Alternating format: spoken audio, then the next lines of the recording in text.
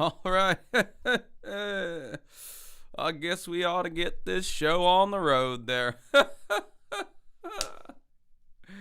Oh, geez, I love computers. They're so cool, man. I'm online right now, and I can see the TV there. Oh, it's so cool, man. No, I don't know what I'm doing. That was weird. Yeah, man, Bimmy coming in at the 11th hour with the fucking nerd video, so now I know what I gotta talk about. Contra Force is another NES game. That man's really staying in his wheelhouse these days, ain't he, with the fucking shitty NES games? Or are they even shitty anymore? I don't know. I don't think they're all that shitty anymore. I think he's just like, fuck, like, new systems. I don't know shit about those. I'm just gonna stick with what I know, or have any kind of nostalgic fucks to give. And I'm just gonna talk about the NES. Fuck it, I don't care. What's up, the chat? The chat.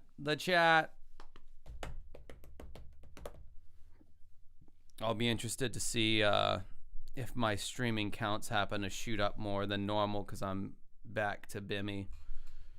Spoilers, the new AVGN sucks. Yeah, I don't doubt it. Do not doubt it for a second. He put it out on a Friday night, man. So I guess that's what we're doing. We're kicking back on a Friday night, watching some AVGN. And then he's got that collab that he did with some channel I've never heard of. I just said that in a tone of voice that suggests that, well, if I've never heard of it, then it must not be that big of a deal. A channel that I've never heard of. No, I've never heard of the channel. I watched like half of it today, and it was pretty boring. So you got that to look forward to after the nerd video. And then I watched a CU podcast clip today that was so boring. And then Pat does this fake ass laugh at some point that just bothered me so bad that I need to make all of you watch it too. So that's everything on the docket so far. Is new AVGN, spanking new. I mean, it's still hot off the presses right now. Then his collab video, and then a CU podcast clip that's new. So yeah, so we're already into like February of the new year, and Bimmy's output's been pretty non-existent for January. So yeah, I don't know what's up with that, because he was like prolific as fuck last year. So yeah, I don't know. I don't think 2026 is going to be nearly as epic of a year. I mean, we had the Rex Viper summer last year. People, come on now. You can't forget about that. All right. So I guess fuck it. Let's just get to this shit. Because God knows you didn't come here to stare at my beautiful face. Or maybe you did. And if you did, you might be gay. And if you're not gay, then touche. I don't know. All right, here we go. Hot mess. Don't you just hate the winter? You're stuck inside from the snow. You're depleted of... And starting off strong with an ad read. But what is he shilling today? He's not standing behind his little booth, so it's not ExpressVPN. Let's see. Energy and need your vitamin D, or more like vitamin C. And you know what kind of C I'm talking about? Dun, dun, dun, dun! Dun, dun! Oh, it's not an ad read. Okay. All right, I'm just going to ask this in the chat, because or I'm going to make a poll.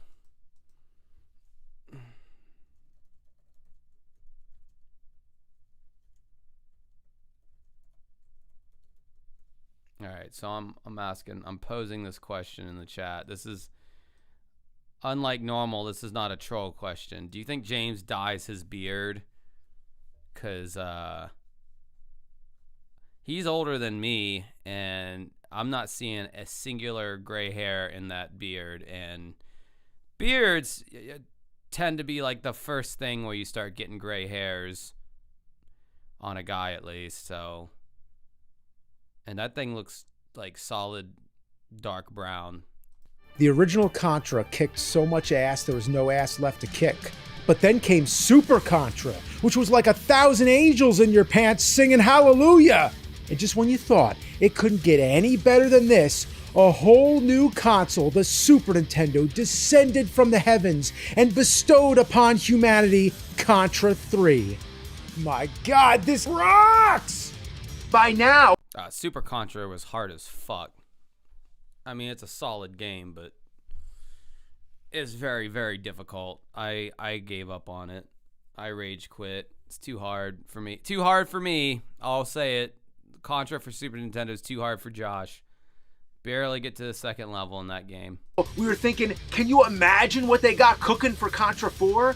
And then later, that same year of 92, we did get another Contra game. A little too soon, perhaps. Maybe they should have let it cook a little longer. Speaking of cooking, I'm kind of hungry. Wonder what I could eat right now. Oh no. Oh no. Don't tell me he's going to start doing these kind of transitions into ad reads. Now. Oh, here's an idea. Have you ever had one Yep. All right. What is this, Factor? of those days when it's hard just to fit a meal in, let alone something a little more high-end from a restaurant?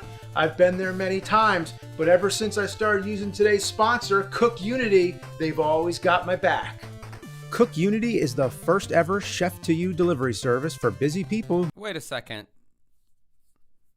So he's got 2 meal delivery services that he's shilling for at the same time, because like Factor was always his sugar daddy in the past. So now he's got Factor and Cook Unity. Isn't that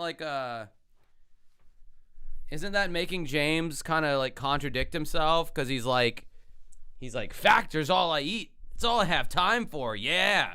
Now he's talking about Cook Unity's all he eats. Okay. Well, which one is it, James? Who want to eat well and try all different kinds of food in the process. With over 400 chef-crafted meals to choose from, including something for every one of your dietary needs, I can guarantee you'll find plenty of dishes that you'll love. I wonder if that lady is gonna look at you like that when you take a dump of her meal that you eat. Did you see how she was looking at you just then? Like, is there like an app that you can pull up and set like on a table or something across from your toilet, and she'll just like watch you in real time as you take a dump of the meal that you ate the day before? This is one of the stupidest things I've ever said, but that's what I would like to happen. That would be cool. You'll find plenty of dishes that you'll love. One thing I really liked about Cook Unity is that when you're selecting each meal, you're given a little background information on the chef that created the dish, too. The convenience factor is... Why the fuck do I care about that? Why do I care about the chef that created the meal? I don't give a fuck. And you're probably just lying anyway. That's so... They're like not even the first people that do this shit. Telling me about the chef that came up with it. Like, I give a shit. Like... I don't know, man. If I like made you a good meal, would you like want to know anything about me? Why would you? That'd be kind of weird. So, did you and your parents have like a good relationship growing up as a kid? As I eat this shepherd's pie that you just made me, it's like, what? Shut the fuck up, man. Just eat the food. It's also a major bonus. I would definitely recommend Cook Unity to anyone. The food's that good. But they are especially nice for anyone constantly on the go, like I am. Oh, and I think my favorite is the spicy, drunken noodle-style linguine with shrimp by Chef Hong Tai Mi. The meals are delivered straight... Hong Tai Mi? Hey! Hong Tai Mi! I'm all tied up in age. You need to Hong Tai Mi. Sorry. It's just similar to an English phrase, so I had to make a little bit of a joke there. That meal looks like it would fill me up for about 30 minutes. Or if I'm being for real, maybe like 2 hours max. I would be filled with that meal. To your door fresh, never frozen, and are ready to heat up and enjoy within minutes. Not only does Cook Unity save you time and money, but it also helps keep me on track with my diet too. The food looks great, and like I already said, it tastes great too. To get 50% off your first order of chef-made meals delivered fresh to your door, just head to the link in the description below and use code CINEMASSACRE. Again, to get 50% off your first Cook Unity order now, just click the link in the description below and enter the code CINEMASSACRE. Yeah, enjoy the microplastics. Yeah, these are like fancy microwave dinners. So, you know, and they always tell you to like leave the plastic covering on, the shit that feels like thinner than cellophane wrap. It's like, yeah, leave that on top of the meal when you're putting it in this box that's like shooting straight radiation into it. That there's nothing that could go wrong with that scenario at all, I don't think. I rarely ever eat microwaved meals, rarely ever. I ate them all the time as a kid. So whatever bad thing is going to happen to me I'm already fucked, but like at least nowadays I use HelloFresh personally. Now that sounds like a plan. I like that guy. He's cool. Anyway, let's get to the game. The follow-up to Contra 3. Let's pop this fucker in. Oh, wait a minute. Something's wrong here. What's this? We're going back to NES. Yeah. Now, just to be clear, there existed good NES games after the launch of the Super Nintendo, but has James turned into Metal Jesus right now? That 80s metal background music constantly playing throughout the whole video. That's something that James doesn't normally do. Doesn't it feel like a step back? Well, no worries. I mean, it has the Nintendo seal of quality. It's made by Konami, so as long as it's good as the first two, no worries. The game starts up and there you go, Contra Force. You look at that familiar logo and think, cool, we're in good hands. No, I haven't contacted HelloFresh yet. I want them to contact me because that's how much of an ego I have, damn it. I want them to contact me. I just put a banging ass Corey Feldman video out, man. They can give me a free box or two. Right. Now we have a character select screen. Well, that's new. Kind of cool. But what's the deal with this guy's nose? He looks like a clown. Seriously, though, what's the reason? And this other guy's named Beans. What kind of name is that? That's an awesome I guess name. it would make more sense if the other three characters were named Pork, Rice, and Shit Sauce. Jesus Christ. These fucking dad jokes. That's not even a dad joke. His name's Beans? That's so crazy. It would make more sense if the other guys were named Pork and Rice and Lentils. Like, ugh. God damn. I just wish I could, like, I just want to put, like, fake laughter behind all these lame jokes. Just so you can hear what just a fake studio audience, the kind of shit they would laugh at in the 90s for, like, family programs like Family Matters or Step by Step or Full House. Like, those were the kind of jokes that would get laughs on those shows. But this is supposed to be edgy internet programming where you can, like, get away with doing whatever you want, and those are the jokes he still chooses to make. Oh, fucking hey, Mike Anderson 499 paying my DWG tax. Say hi. Hi, Mike. Oh, 1999 from Jen Stowe. Ain't got much to say, just money to give. Well, thank you. Domo Origato, Senorita Roboto. Boss. Anyway, we start up level. Did he really not? Why did he not go? Hold on. Where's that fucking guy? He was just okay. What? This is a perfect brown nosing joke. What, did this guy brown nose his way so much that he still has a shit stain on his nose to become a part of this team? Like, I just pulled that out of my ass, pun intended. I can't believe he didn't go with a brown nose joke here. He literally went with a pork and rice and whatever. Nose. He looks like a clown. Seriously, though, what's the reason? And this other guy's named Beans. What kind of name is that? I guess it would make more sense if the other three characters were named Pork, Rice, and Shit Sauce. Anyway, we start up level 1 and something is off. The graphics are still pretty nice for NES, but the characters are off style with its previous 8-bit predecessors. I mean, you're running around in a life preserver jacket like Marty McFly. This must be an entirely different game engine. It looks like a totally different game. Looks like, I don't know, Codename Viper. Anyone remember that game for the NES? I like that one. We are not in Kansas anymore because holy shit, does this not look or feel anything like Contra. You can only squat, unlike the other Contras where you can get down in a military prone position. Unless you pick Beans, they made it so he's the only character that can go prone for some stupid reason. Also, while you can still shoot diagonally, you cannot shoot down diagonal while running. That is a pretty specific limitation. Then there's the slowdown. Look at this. I'm getting lag like I'm dredging through pea soup. That's right, hot boiled piss. Why am I moving so slow? Wait, now it's blasting me across the screen at light speed. Make up your mind. What's up with all this like hard rock and heavy metal music in the background now? Is this James's more edgier phase with the beard and then the hard rockin' music and shit? Is this the new coat of paint over the shit sandwich? Already. Slow, fast, slow, fast. It's like a modern action movie where everything slows down to bullet time and then speeds up again. Wow. Maybe that's what they were going for. Actually, probably not. All I can say is it happens at the worst times and ruins your day. I'm sliding down this slope and my ass is sticking to it like it's a hot slide.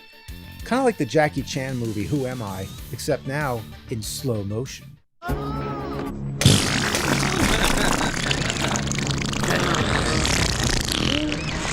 And don't adjust that. Poop. Poo-poo doo-doo. All right, that one got me. Dial, kids. That's not your screen. This game has a serious flickering issue. It's borderline seizure-inducing. You know, I'm beginning to think there might be something wrong with this game. Yeah. I wonder, was it called Contra Force because they forced it out? Or forced it in like shoving a rhino turd into your ass? It's as if the previous Contra game served as a countdown to when the diarrhea floodgates would burst open. But now, let me tell you this game's true history. Or shitstory. In 1991, a shitty game known as Arc Hound was planned for release in Japan, but was cancelled because the shit that this hound left was too smelly. Konami scooped up the shit, bagged it, and threw it in the garbage can. Then some jokester took the bag of shit, wrote Contra Force on it, shipped it to America, and we got it in our faces. It infiltrated our beloved Contra franchise like a big Trojan horse, fuck you. In short, it's not a Contra game. Surprised? So now you're probably thinking, okay, it's a disappointing game because it's compared to Contra when it wasn't originally meant to be a Contra game. Well, yeah, that's part of it, but hang tight. Hey, $4.99 super chat from Lil Yumper. I like that name. Lil Yumper. Sounds like a fat yam boy or something. Hello, my name is Little Yumper. And you'll see why this game would still disappoint even if it was called Action 50 Force. It's deceivingly bad. It looks okay, and I will say it has some interesting ideas. First is the weapon upgrades, which don't work like other Contra games. Here, instead of picking up a weapon and instantly gaining the ability, you have to collect these glowing briefcases and build up your meter until you have enough energy for the weapon you want. It's kind of similar to Gradius, where you can unlock weapons and activate different abilities depending on the amount of power-ups you have saved up. This is the biggest curveball this game throws at you. Even when you select your character, you think all these guys are going to have different weapons, but it's the same pea shooter that doesn't even reach across the screen and doesn't even give the goddamn courtesy to give a reach around. So sometimes you're in a shitty Full Metal Jacket reference. area and can't hit the enemies. Otherwise, your bullets just fizzle out like farts on a windy day. And do not get the grenades. This is worse than the fire weapon in the original Contra. Look at the arc on this thing. I can't hit any. You know, whenever he used to describe like the weapons or like the, you know, how like the jumps work or something, like, I don't know, I used to find that shit so much more interesting, but then he'll say things like, and you do not want to get the grenades. It's like, James, nobody's going to play this game. Like, why are you talking to us like we're about to play it, like before we go into battle, like we have to play this game first. It's like, no one's going to play this game. So you're like, he's like going over all this stuff that I'm never going to do anyway, because like I'm never going to like play the game. I've never even heard of this game, honestly. I mean, obviously Contra I've heard of, but not this specific one. I don't know if something's. Why was it okay for Fester's Quest when he described the shitty weapon, and now it's just kind of like, probably because we're like 359 episodes into this goddamn show. Anything, and the explosions don't even hurt anybody. Are you kidding me? You need to actually hit them with the grenade itself? You might as well be throwing rocks. Could you imagine watching a war movie and the grenades are totally ineffective unless they hit someone right over the head?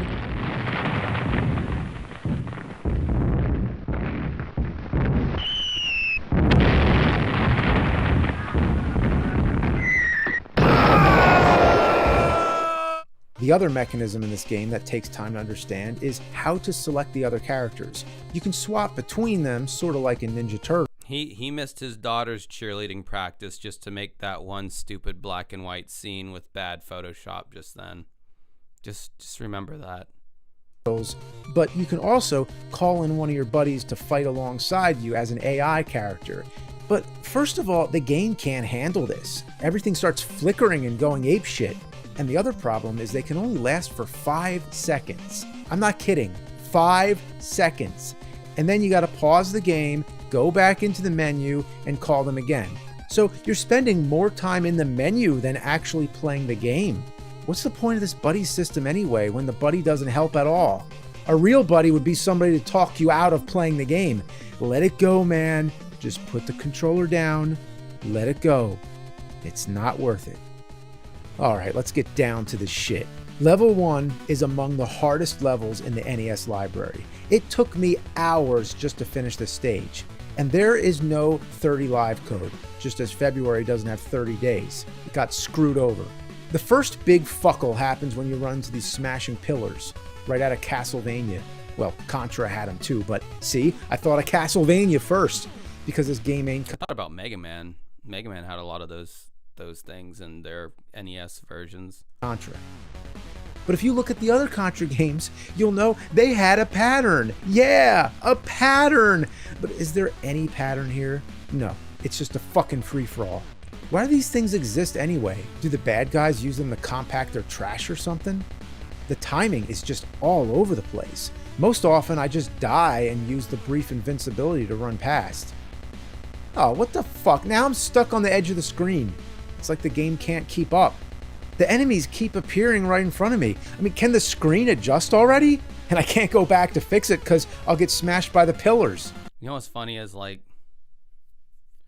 ever since people have been saying that James does, like, bad episodes that aren't entertaining anymore, there's always, like, this constituency of people who, like, every new episode he puts out, there's always this group of people that's like, the new episode felt like the old James, man. Like the newest one he put out, like I think he's going back to like the old AVGN. I can already hear it right now. Like there's just a small group of people being like, I don't know, man, this is a really good episode. No, it's pretty average for what James does nowadays. After I get through that nightmare, the game ratchets up my blood pressure by pulling another trope out of the turd box. Fans over a spike pit. Classic. Of course there's an enemy shooting at me as I'm floating through the air. Too bad my bullets can't reach him before I jump. Did I take some fizzy lifting drink or something? Fuck! The problem is, that first fan, you're floating and you think everything's fine, but that middle area with the spikes, gravity comes back and says, hey, you owe me. I mean, with all seriousness, what do you think would happen if you tried to float over a bed of spikes? Huh? What would happen? Floating over fans, though, yeah, that's indoor skydiving. That's real. You can actually do that. You know, that guy looks familiar. But anyway, the point is, flying over fans... Oh, Bim Bim did the indoor skydiving. And of course, you had to film it. I wonder if that's going to turn into content later on this year for the channel. Is something that actually works in real life, but flying over spikes, I'm willing to bet, wouldn't be a very popular activity. The reason why it's unexpected in this game is because that first fan is giving you the upwards momentum and you think that's enough to get you over the spikes, but instead it just blows you all over the place. Just like this game. Yeah, I get this area. Move on to the next thing, please. Is blowing. And if you don't land on the bottom spikes, you can be sure you're getting launched up to the ceiling spikes. And not to mention, I'm getting shot at. Look, the rocket missed me by the skin of my gonads. I managed to kill the enemy, but then I landed on the fucking spikes. Fuck. Fuck! Hang on, I'm starting to realize there's a third fan. Yeah, can you find it? Look for the third fan. Take a... It's the thing in the top left. You probably have to like shoot it and it explodes and then it propels you forward. Let me guess, that's where it's at. A good hard look and tell me, where do you think that third fan is? Well, it's right up there. Yeah. You'd never know because it's nothing like the others. No, I did Well, know, that actually. one is blowing me horizontally, which means this game blows every which way. That's what you need to get over the spikes. But if you accidentally shoot out that third fan, you're fucked. Wait, shooting the fans? Can you do that to the bottom fans? Oh my God. What? You can just shoot them and then walk over it? He's spending so much time on this one scene. My God. That's what we call milking it. That's what we call he didn't play the whole game and he only played the first level probably because there's 8 minutes left of this review. You can just shoot them and just walk over it. Never in my wildest dreams would I have guessed that. But here we are. And listen, I'm not complaining. I just cannot believe such a difficult obstacle can be thwarted this easily. Next, you're going to tell me those godforsaken pillars can be destroyed. Wait a goddamn minute. You can just shoot them too? Oh my God, why did I put up with all this goddamn bullshit? How did I not realize this sooner? Man, they present it as a real obstacle when you can just blow it up. I think I'm dealing with a legitimate gameplay challenge here. But no, the game's just fucking with me, making a horse's ass out of me. And it's pissing me off. Maybe that's why the game slows down. There's so many destructible objects on the screen. Even boxes and things you would think are just background. Then the boss comes and kills me instantly. But hang on, watch the replay. Did he just trip and fall on me? The boss killed me by accident. So let's discuss one other thing here. Not that he looks like Crocodile Dundee if he were wearing all green, but many of the characters, mainly the bosses, are oversized human beings. I don't get it. Are they supposed to be real people or some kind of mutant giants? It's as if you and your friends are playing with action figures like G.I. Joe or something, but they're totally different scale. My God, dude. We've hit rock bottom here. Is he really going off on like comparing the size of the boss compared to your character? I mean, like how many fucking NES games was that not the case? Like I think the boss in almost every NES game was denoted by the fact that they were larger in scale than your sprite was. Like what? Like, oh my gosh. And why isn't he showing footage from all these other levels that he played? It's just from the first level. It doesn't make sense that they can interact, but you just use your imagination and roll with it. There aren't any aliens or robots in this game, which would have actually made more sense, funny enough. And by the way, what's with this guy? He's tugging his gun. He's jerking off. Level 2 is so much easier, and it's one of those top-down stages. Hey, look, I moved the character off the screen. That's something new. It's kind of creepy, actually, almost like he could escape my TV. Stay in there, buddy. Stay in there. This game reminds me more of Ikari Warriors than Contra. It even has the scrotum guns. And this is great right here. I can't even see my character. How am I supposed to play like this? And I imagine this is exactly what the inside of a nuclear sub looks like. Yeah, the brick flooring, I bet, is perfectly accurate. Also, you gotta... I feel like he's turned less into the... He's not like the angry video game nerd. Now he's just like the bitchy, complainy video game nerd. Because like that's all this is at this point. Just bitching and moaning and complaining. Like it's not even like... It's not, he's not even bringing up like salient points as to like why this makes this game just so horrible. He's just complaining. Like he's just bitching and moaning right now. I love when the boss takes like 400 fucking hits. Jeez, you think they made this guy strong enough? Just die already! Fuck! Level 3 is back to side-scrolling, and the first big piss-off is this elevator. My first problem with it is that it leaves without me. Geez, you can't even wait 2 seconds? And then when it reaches the top, it explodes. Well, that's some real shitty elevator design. Imagine an elevator that only goes... He sounds more like the irate gamer at this point than he does like his own character that he created. Or like...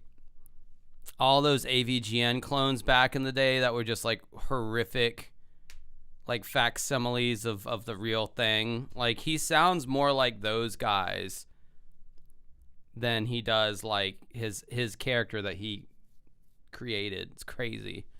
Up once and explodes. Next problem, there's guys firing homing missiles at you, which you can't dodge because you're on a fucking elevator. If you leave the screen, all the enemies respawn and you gotta do all that shit again. It's the epitome of ass fuckery. So you're able to climb these chains, but not the ladders on the first stage. That makes a lot of sense. Oh god, and then wait till you have to jump and reach that swinging hook. Come on. Come on! Fuck! Okay, now you gotta jump on this moving platform. What the fuck? It exploded? This is a... Okay, so the scene where they just showed that chain swinging back and forth and he had to like jump to grab onto it, and he does that big over dramatized fuck. So in the past, typically how they do that bit with an AVGN script is they show him doing it like 20 times, one time over and over, and he keeps falling and he keeps falling and he gets more and more mad. And then finally, there's that one last time where it looks like he's almost going to grab onto the chain, but he still doesn't. And then he does the fuck. There wasn't really like, there's never really been like a time that I can imagine in like the scripting or whatever where he just attempts something one time and fails at it and has the big explosive expletive after, which kind of honestly just goes to show me that he can't be bothered to edit together 20 tries of him attempting to grab the chain, or 10 tries or whatever. He just had the one time that it failed and he was like already just like fuck. Yeah, this is a lazy video, a lazy grasping at nothing video. Sick joke. You wanna know the real way to do this? You gotta leave one box to make the screen go up higher so you can jump on the platform before it blows up. It's almost like you have to figure out how to cheat the game just to survive. And you don't want to miss any of these jumps, or else you go down, down, down, and have to play half the fucking level all over again. Level 4 is back to the top-down style. Now, I will say this is very much like classic Contra, how it alternates between standard side-scrolling levels and then some kind of different style, whether it be 3D or top-down. Strangely, it always happens on level 2, but the next time is either level 4, 5, or 6. In fact, if you take the first 4 Contras, not counting the Game Boy one, you get the numbers 24, 26, 25, 24. Mathematically, this sequence can be viewed as an oscillating pattern where every other number is a 2, while the intervening numbers follow a nonlinear path, 4, 6, 5, 4. You know what this means? Absolutely nothing. The fuck is he going This on level about in sucks. autism? You're walking on a plane and you come to the edge of the wing thinking it's a dead end, but actually you have to wait for another plane to come so you can cross over. And you got to do this across many planes. It has to be precisely when the wings touch tips, which is like 1 nanosecond. You got to do it right when it happens or else you fall to your doom. The math gag was brilliant in the Super Mario World 3 video. Now that whatever the fuck that was, I don't know. I guess that's him trying to do the classic AVGN, because he'll throw in math shit into his episodes sometimes. Super Mario World 3 being the only episode that stands out to me when he's like trying to say that the game's satanic, which was such a brilliant like little take on it or whatever, and like he had all these crazy like reaches that he was able to like put together that he probably got off some message board by some nerds even bigger than him at the time, but nonetheless it was still first time I had ever heard about that or whatever. And now we're down to stuff like this. Oh, fuck. It's never clear where you're supposed to go. I made it all the way to the cockpit, which is where this game belongs, but nothing happened. Level 5 is the final stage, making it a short game, but thank God. Hey, look at this dipshit. He fell down the missing stairs because I shot the stairs out. He's so familiar with it, he goes down those stairs every day. So then he's like, what the fuck? Dumbass. Drunken fool, down the stairs. There's another movie reference of some kind, I'm sure. I don't know about it or really care. I don't know. He loves inserting him some movie references these days. Granted, he's always done that, but nowadays they're just getting more and more obscure and less funny. When you die, you lose all the power-ups you've unlocked and your meter resets. So unless you're playing with pixel-perfect precision and are dodging everything coming at you, the upgrade system is fucking pointless. Anytime you think you're finally winning at this game, something will rip the rug out from under you and kick you in the balls on your way down. If you lose all your lives, you go back to the beginning of the stage, which is similar to the original Contra. At least they give you unlimited continues. So your torture can be never-ending, like an everlasting shit stopper. Because if you were sucking a regular turd, it would be gone eventually. Ew. But not this. Anyway, Ew. I reached the final boss, and this guy jumps out of the helicopter from Super C. I mean, it's not an exact graphic swap, but it looks almost identical. This guy is a real motherfucker. You gotta swap between all your characters to keep yourself going. Well, in the words of Rambo, fuck 'em.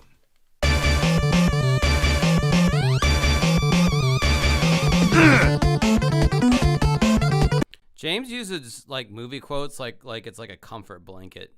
Oh, that's a great face to stop on. Oh man, I was gonna totally go off on this other thing I had in my brain, but no, that's if there's anybody who can put that into the Bimmy cuck faces on my Discord, I urge you. That's a perfect. That is a yeah. Thank Vash. Thank God. Vash is here for that. Yeah, that's when. I'm no Mike Cool Green. That's when he sees the bulls handling his wife, just cracking that whip, and then they make him sit. I'm not gonna try to be the artiste that one of our Discord guys who slides in and out. I can't do that whole. Well, I don't want to do it on here because like I would be more unfiltered. But anyhow, yeah, no, James using. Okay, I won't be able to concentrate with that. Okay, fine. That one's way less distracting. James uses movie quotes like it's like a comfort blanket. I guarantee you, like when he like gets nervous in like social situations, he'll just like start quoting Rocky and Rambo movies and shit. Like just to make himself like feel better. Like, oh, I'm quoting something that I'm like familiar with that gives me good nostalgia vibes. Like,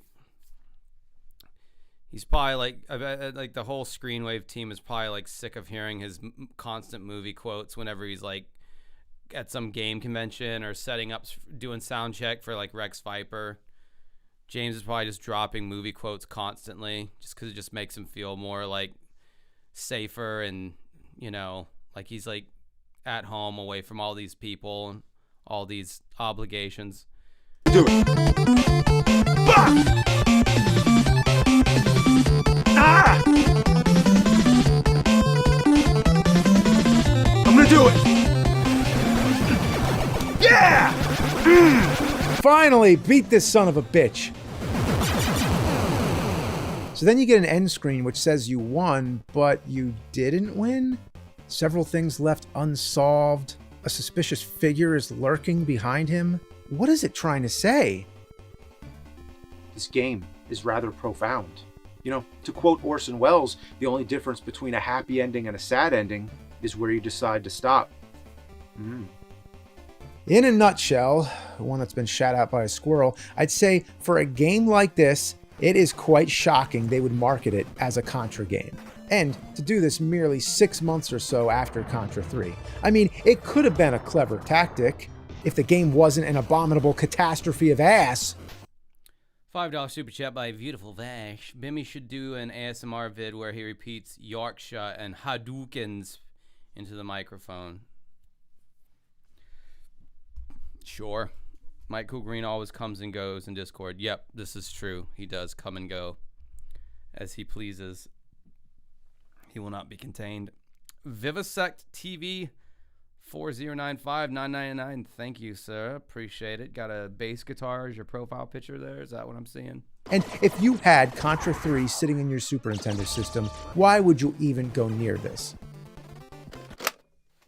Contra or not, this game needed to cook in the oven a little longer. Yeah, just, you know, a year or two, work out the bugs, put it out on Super Nintendo, and maybe... Wow, that was a really hard Super Nintendo just then. I don't know if you were paying attention to that.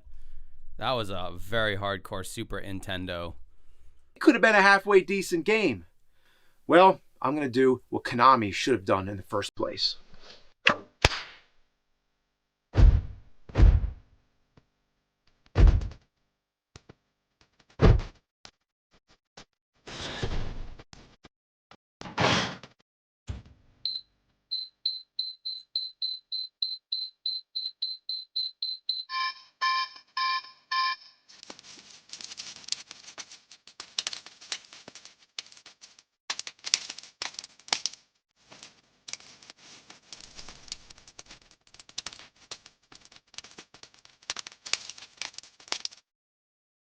And everybody in his house gets some kind of weird emphysema 20 years from now. It's almost as though you've spent your entire life living in a household where someone was burning old plastic and inhaling it, or, you know, like somebody fucking took a blowtorch to some old plastic, or just your lungs are filled with like microtoxins from old plastic. I don't know, say like a toy or melted toy or video game cartridge. Anyway, well, that was a nothing review. Wow. Well, there's that one. So that's that one came out only a few hours ago. I'll eat whatever plastics you have. All right, so moving on, we have before James did this new AVGN, he did this collaboration video with I guess I should figure out who this means. What's up, everybody? I guess I should. Oh, My Retro Life. Okay, he's got it on the background there. I've never heard of this fellow. I don't know how James knows this guy, but it's what's the name of this fucking title? When Video Games Ripped Off Movies with James Rolfe. So he did this like a week and a half ago. and it's pretty boring. I watched like half of it earlier today, so but this is what you guys want to see, so that's what we're watching.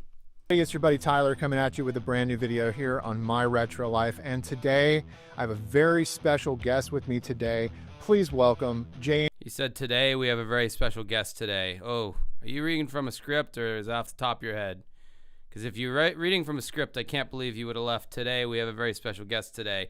That's like the opposite. To be like James right now and drop a movie reference, that's like Spinal Tap, the Spinal Tap song, Tonight We're Gonna Rock You Tonight. You're starting and finishing the sentence with the same fucking word. What's up with that? Tonight we're gonna rock you. Tonight we're gonna rock you tonight. Today we have a very special guest today. Oh, that would never slip through a Josh script. I'll tell you that right now. James Rolfe to the channel. James, thank you so much for coming on, man. Oh, thanks so much for having me. Yeah, well, absolutely. Well, we came together today to talk to all of you about video games. Josh Toten, because I know nothing about this guy. Josh Toten says, I like the dude, but his entire channel is basically about his dad, which can get a little too much if you try to regularly watch his stuff. What, did his dad die or something? Or is his dad like a famous person? Or what? Why is he always talking about his dad? That ripped off movies, specifically the movies that James and I no doubt grew up watching. And oh, my dad died in 2018. I was making YouTube videos at that point. And I was close with my dad too. I never talk about my dad on here. I mean, everybody grieves different or whatever, you know. I don't know.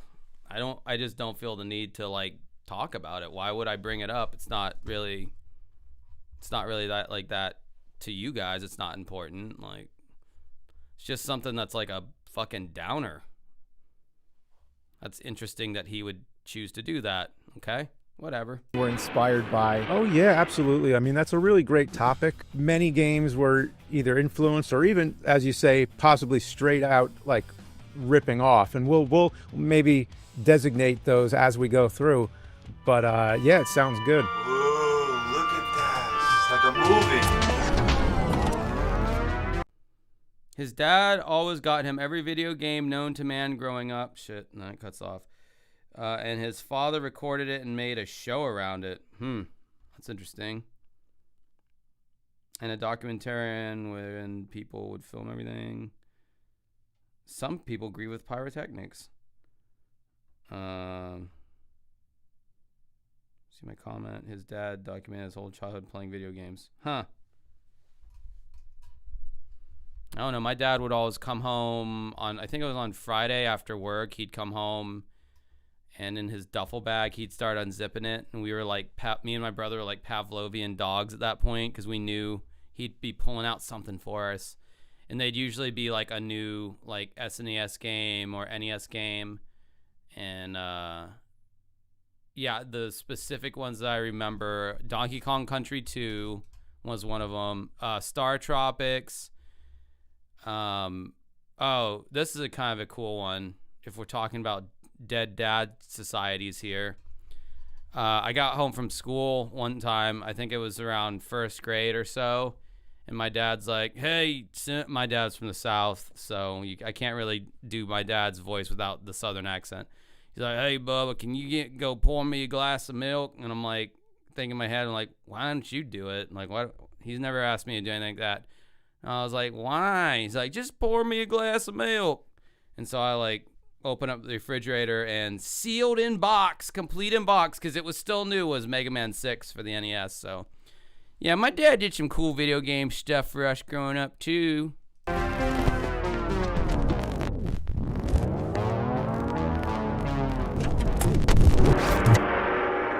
I always saw so many similarities. I think much like you, growing up watching Big Trouble in Little China. I saw so many similarities between that incredible Kurt Russell movie, John Carpenter directed film, such a great film. My dad loved that movie, I loved it, and we always would notice how much that movie looked and felt like Mortal Kombat. Yeah, I mean, Mortal Kombat was definitely influenced by a lot of movies. I'd say probably more so Enter the Dragon. Oh, but, yeah. But both of those for sure. Yeah, you know, just like I remember seeing like Raiden in the game and thinking it's just like Who the fuck ever called him Raiden? I called him Raiden. What did everyone else call him? I called him Raiden, not Raiden. Have I been wrong this whole time? Is it Raiden?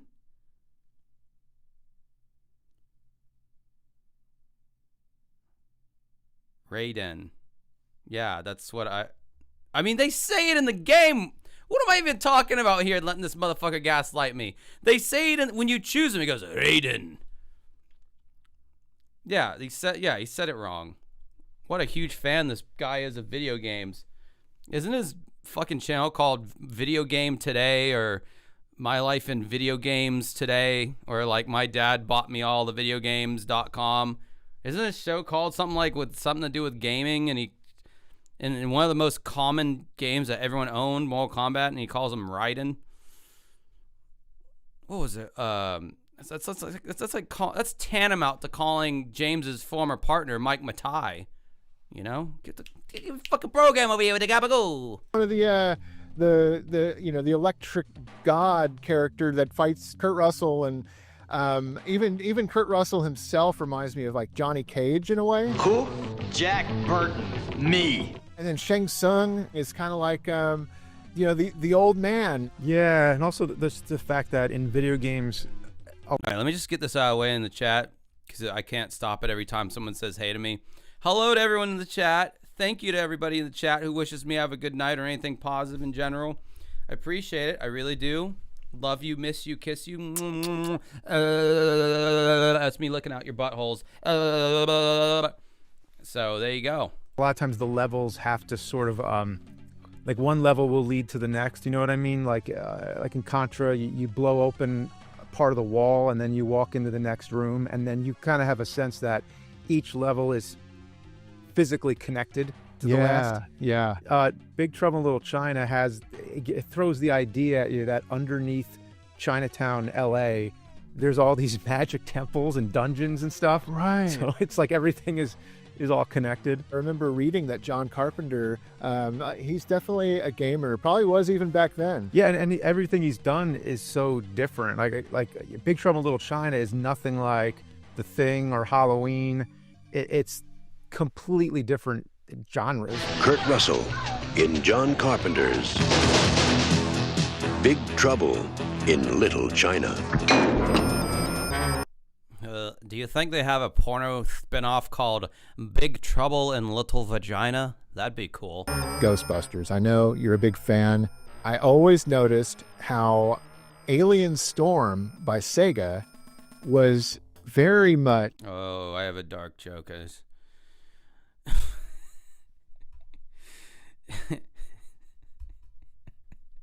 Jeffrey Epstein featuring the Lolita Express this summer in Big Trouble in Little Vagina. Oh, I'm going to hell. Whoa, whoa, whoa, whoa. Let's go. like a Ghostbusters ripoff in a way, but with aliens. Oh, yeah. I think we've done a video. It was a James and Mike episode, I think, a long, long time ago. But I played it as a kid, and I remember. All right, someone could do a YouTube poop where James goes, Mike Matei, long, long, long, and then just Frankenstein some letters together to make him say like dick or schlong or something. I remember that being like one of the cool like Genesis games that made me kind of want to like, you know, get. Oh! Cerebral P with the 50 Canadian. Fuck James Rolfe and his receding hairline. Long live Josh Gann's full head of hair. Thank you, Cerebral P. I appreciate it. I hope you're not freezing your nuts off over there in fucking the brave white north over there. I'm kind of stealing Bill Burr's thing that he does on his podcast. I don't know why I'm doing that right now. The Genesis. Alien Storm, you won't believe. Oh, that's his dad. Are these the movies that you guys are talking about? That he's talking about with his fucking dad over there? How does Dad pass away? Does anyone know? What you see in this game, I mean, this blows Nintendo out of the water. It's basically, you know, side scroller. You're going around just torching aliens, like very arcade beat 'em up kind of feel. Oh, and then it goes into those like, Oh, cancer. Son of a bitch. That sucks. crosshair ones where it's like a rail shooter. Just like the proton pack kind of things that they wear, it's and especially like you just said, the rail shooter part. It feels like you're the Ghostbusters trashing up the Sedgwick Hotel. You know, like you just specifically that scene in the ballroom.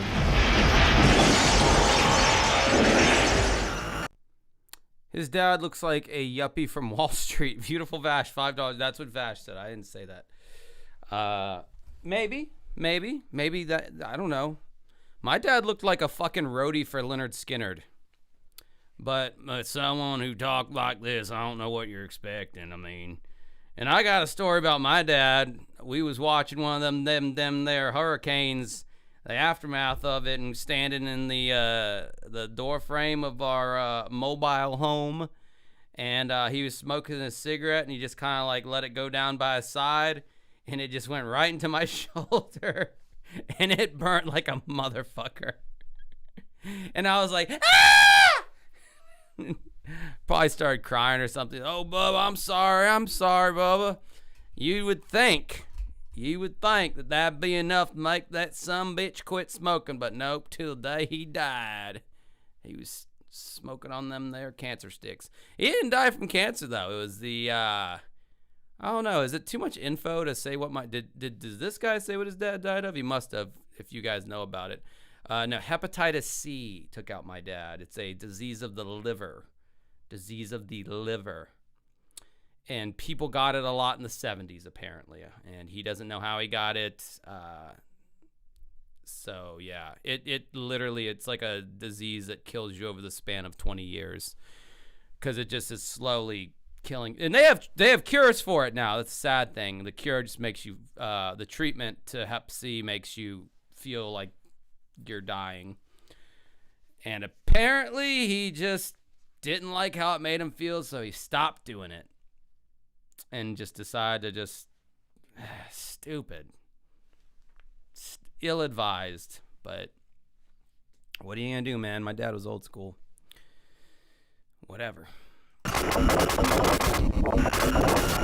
I mean, I think it's directly inspired by that. You know, they trash the place and tell them, you know, they write the bill for them later. You know, $5,000.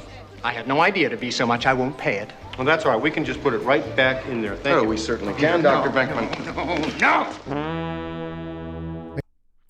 To everybody who's saying sorry in the chat, I appreciate it. But as Tony Soprano says in the Sopranos, what are you gonna do? What are you gonna do? And another one that comes to mind, we played a lot of Rampage. As a little kid, to me, that was the Godzilla or King Kong game of choice. Yeah, no, it was one of my favorite arcade games. I remember not getting the chance to play it that often in the arcades because there was always a line of people, so I would always be watching others play and be like, oh, that's... Rampage was one of those games that, like, when you first started playing it, it was like, oh my God, this is the funnest game I've ever played. And then like 10 minutes in, you're like, oh my God, I am so bored of playing this game. This is literally all you do. Let's play something else. So cool. You know, it's like Godzilla. This was probably even before I seen a Godzilla film. And I feel like it almost seemed like they could have just called it Godzilla, which of course they couldn't, you know, for copyright, but like it felt like it could have been a Godzilla licensed game.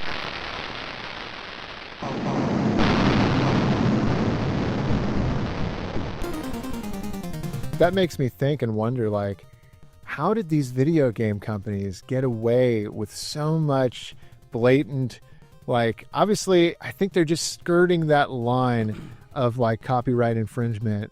Even on the cover of Contra, how they took the images from the NES cover of Contra is Rambo and Predator. Yeah. I think it's specifically Rambo 2. First Blood Part 2, Rambo. And then Beautiful Vash says, I get bored of Pac-Man after one level. It takes me... I could play Pac-Man for maybe 4 or 5 levels until I get fucking bored of it. Something about Tetris, though, man. I don't know what it is. They really got something right with that game. I can play Tetris for a good amount before it starts getting, like, boring. Because, like, you always feel like you can do better. Like, you feel like, man, like, I can arrange... Surely I can learn some patterns and arrange these in a better way. And then I always got this thing where I want to knock out, like, 5 lines at once, you know? So I always try to, like, stack it up to where I get that one long piece that will, like, clear out 5 lines at once. Them fucking Ruskies, man. They got that one right, for sure. Tetris, man, that game just... It's like, that's a game I'm surprised wasn't invented thousands of years ago by the Egyptians or some shit, you know? It's not a game that hasn't just always been around because it's so simple, yet it's so, like, fun and addictive. But I guess it works best electronically because, you know, you can't really have objects rain down and you adjust it and turn it in real time. But yeah, man, what a masterpiece of simplicity that game is. And Metal Gear was Kyle Reese from Terminator. Yeah, that is crazy. You can superimpose those images that you just mentioned on top of the box art of those games, and it identically. Yeah, the guy who made it was it Alexi something or other? Yeah, gaming historian's video on it was quite amazing, I will say. Fucking Norm, that bitch. He should still be making videos. There's no reason why he can't pop out another video that's like lower effort. I don't know. I think he did the smart. I think the smart move is to just get out before, because it kind of left people wanting more of that guy, you know. And he will always be known as that. Like I don't know anybody who's ever said a single bad thing about that guy, because he put out the content he put out. I mean, those weird illustrations that he would use sometimes in his videos were a little but whatever. Like, and then he just got the fuck out and lives a normal life. I don't know. Maybe Norm is the most based of YouTubers. Lines up. It's almost like the artist traced it or something. And then just recreated, the character from the game in the same pose. It's really wild to see. I don't know, man. I think that enters ripoff territory. Yeah, I mean, to actually take a still from a film and then... Ooh, that Mortal Kombat hat. Oof, what's that thing smell like on the inside? Because you know he don't wash that shit. And there are ways to wash hats, by the way. You don't got to put it in a washing machine. You can just take some scrubber with some soap and scrub the inside out. But I know James doesn't do that. Because, I mean, honestly, who actually does that? I don't think I've done that to a single one of my hats. But I don't... Well... That's a lie. Well, maybe my hat smells like ass too, but at least I don't wear it all the time. If my hair's short, I don't wear hats typically. You know, repurpose that on the cover of the game. I mean, yeah, that's like, if you would have done that today, it'd be like, oh, well, we know where you got that from. But I guess back then they just didn't care. Or I don't know, maybe it was meant to be like a tribute. Like, you catch that? You know, I don't know. It would be interesting to, hear from the designers or anybody just to know what was going on at that time and what the intention was. I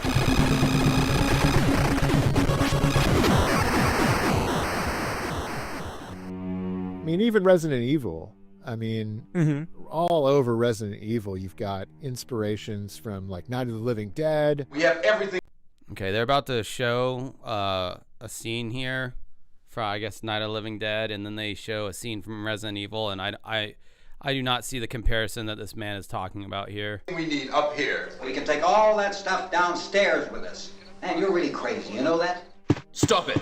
Don't open that door! But Chris is... Capcom. How did that movie clip and that clip from Resident Evil just then, how exactly did those two correlate? I'm not seeing it. Put in these, again, I feel like we're making a John Carpenter video. They put in these like influences from The Thing, these creature designs, look like they're taken and pulled right from The Thing. Yeah, it's basically like every zombie or every like, kind of supernatural horror thing just like thrown all into one. Zombies ate my Mikey. Tyler's living Resident Knievel. Knievel. Cerebral P says Sweet Home was the main inspiration for Resident Evil. Let me guess, did you watch the Happy Video Game Nerd, aka Stop Skeletons from Fighting as well a few years ago? I know I did, and that's the only reason I know about what you're talking about. Also in this video here, why did they have to have the industrial pack of toilet paper just chilling there on that little table nightstand thing? That's very distracting to me. What are you gonna do, Tyler? The dogs in particular, like the demon zombie dogs, they're just so much like that when the dog gets taken over by the Thing, Parasite in the movie, and it turns around, it looks just like it. And I always thought about that whenever I'd watch The Thing. Yeah, very disturbing scene with that dog, transforms. Oh my god! I'll always remember. I saw it at a pretty young age too. I remember, and watching it with my dad, and wow. Wow, James is just flexing on me and this other guy about him still having a dad. It's kind of fucked. Me and the other guy just over here like, cool story, James. What's it like having a dad? We wouldn't know anymore. I'm just kidding. Dark humor. Oh, the Supreme Pizza King, $5. Hey, I heard you missed me. I'm back. I brought my pencil. Give me something to write on. Yeah, man. Pizza King brought forth such album reviews on my Patreon, such as I think the Cool World soundtrack I reviewed. I think that was one of his. I think it was the Ministry's The Mind is a Terrible Thing to Taste album review. There were others, I believe. Like, I'll always remember that dog that just suddenly starts transforming.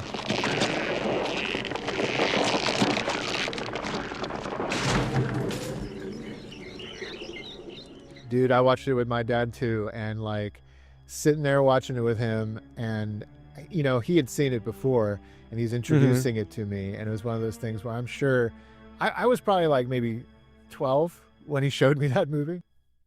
He knew that I was in for a roller coaster ride. There's a lot of old martial arts movies that feel like video games from the 80s, especially early 90s. You think about all those beat 'em up games like Double Dragon, Streets of Rage, Final Fight, and then all the tournament fighters like Street Fighter, Mortal Kombat. Like every one of those games has some kind of martial. By the way, since we're talking about things in video games that rip off other things from other mediums, let's talk about, like, briefly here, music. You cannot tell me the Japanese composers for the Mega Man games, especially like Mega Man X, you cannot tell me those motherfuckers were not influenced by Iron Maiden. Like The Trooper by Iron Maiden, like, or almost any of their fucking songs. Like those Japanese composers were listening to like British heavy metal and possibly American heavy metal. It was like really like, I think probably Priest and Maiden. The twin guitar harmonies and shit, that's all up in the Mega Man X games, and even some of the Mega Man games on NES. I know they were listening to those bands when they were composing that music. Martial arts influence. So like Enter the Dragon, obviously it's a fighting tournament. Boards don't hit back. It's a big martial arts tournament. It's life or death, and you have an assortment of different characters. Like, I mean, we think of it as a Bruce Lee movie, but even though he's like the main guy, there's all these other characters too who are also fighting. Damn, I'm like realizing how much Street Fighter straight up ripped off Bruce Lee for Fei Long in what, Street Fighter 2 Turbo Deluxe, whatever. They had T-Hawk, Fei Long, Cammy, and DJ. Yeah, Fei Long. Dude, look at how fucking sinewy that dude's muscles are in that shot there. God damn. Yeah, he has like 0% body fat. crazy work over there in the Japans. And then Street Fighter, obviously being named off of the Street Fighter with Sonny Chiba, but Street Fighter takes from so many different things. The Dalsum character is from the Master of the Flying Guillotine. Oh, wow. And he's a guy who has his arms and legs stretching out. Wow, I've never seen that. It's all, yeah, it's like literally the same What? character. So that's where Dalsum came That's from. so weird. Hold up, fire!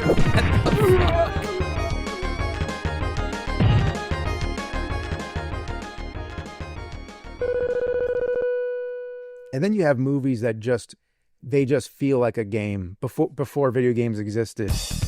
Game of Death, the final scene with Bruce Lee when he's fighting all those boss characters, it's like ascending the levels in a video game. He's going upstairs. Like he beats one guy, then he's got to go up the stairs, fight another guy, Boss goes rush, up the man. stairs. And Well, that's kind of like Kung Fu, the NES Yeah. game, Kung Fu. exactly. Can I tell you guys something in confidence, and please just keep it to yourselves. Please don't tell anybody. I trust all 101 of you to not tell anybody. I've never seen a singular Kung Fu movie. I've never seen a Jackie Chan movie. I've never seen a Bruce Lee movie. I've never seen a Jet Li movie. I've never seen anything that resembles any of that. Just haven't. So, yeah, maybe I shouldn't listen to Wu-Tang Clan or something. I don't know. The last 20 minutes or so of Tower of Death. It's sometimes known as Game of Death 2.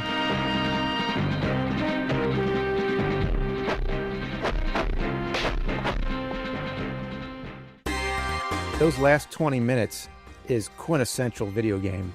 Like he's fighting outside of a temple. Oh, Kung Fu Hustle. I want to watch that. That shit looks... I saw clips of it one time at some bar. I definitely want to watch Kung Fu Hustle. That shit looks so ridiculous. Like just a dude's... He's like running like under a bus. It was so crazy. I've got to watch that fucking movie. Then he finds like a secret door that opens up the bad guy's lair. He picks up some nunchucks and he beats up a bunch of guys, goes down an elevator, which is like going to the next level. He comes to a lab where everybody's now wearing like these shiny silver uniforms, knocks a guy into a pool of acid. Doors are opening like Star Trek style, like when he goes in the next room. There's a boss character dressed like Fred Flintstone for some reason. Then he'll get like a new weapon as he goes through. He'll pick up like a weapon upgrade, like a steel pole or whatever, and then he'll lose it at some point. A boss picks up a crate. He jump kicks through the crate, which explodes. Then he goes to the next level, which is this hallway where the floor is explosive, so he can't touch the floor. Oh my so God. he uses a grappling hook to get through. And then he fights another boss with a staff. And then he fights this final boss who's sitting in a throne just waiting for him to arrive. You're still alive. Of course I'm alive. No one can defeat me.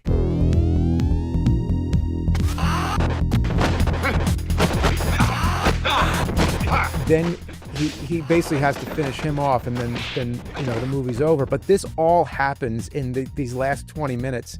And yeah, I'd be down to do the Discord watch of Kung Fu Hustle for sure. It's just like a game. That's crazy. Yeah.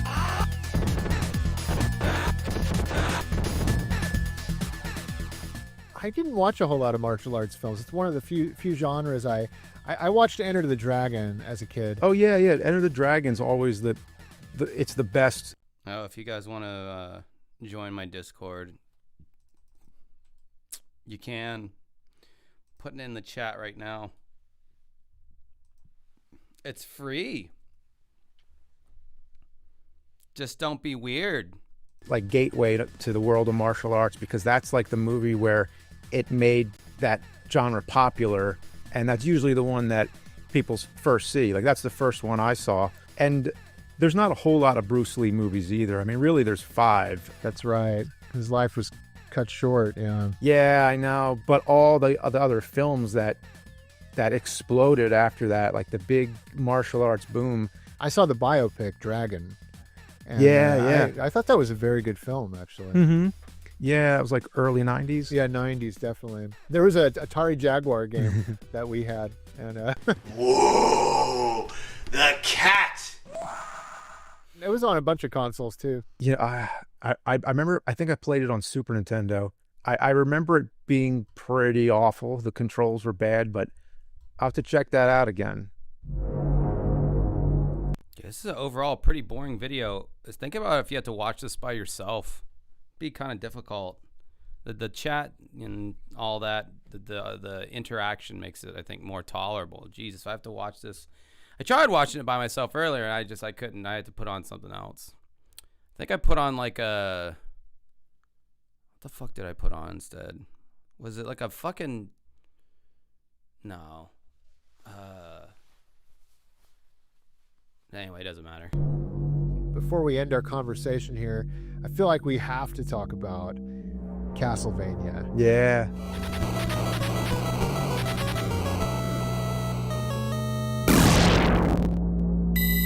And I know you're a big Hammer horror movie fan. You cannot Hammer horror unsee, or you cannot deny the influence that Castlevania had from Hammer horror movies. Absolutely, yeah.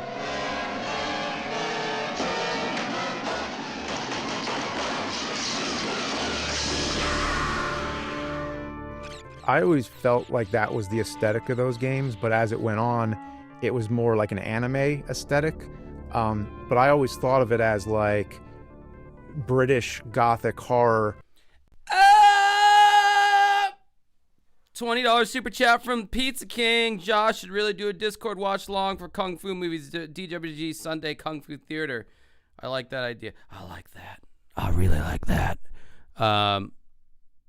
Maybe not on Sunday though. I try to like not drink on that day. And it's hard for me to hang out in Discord and not drink.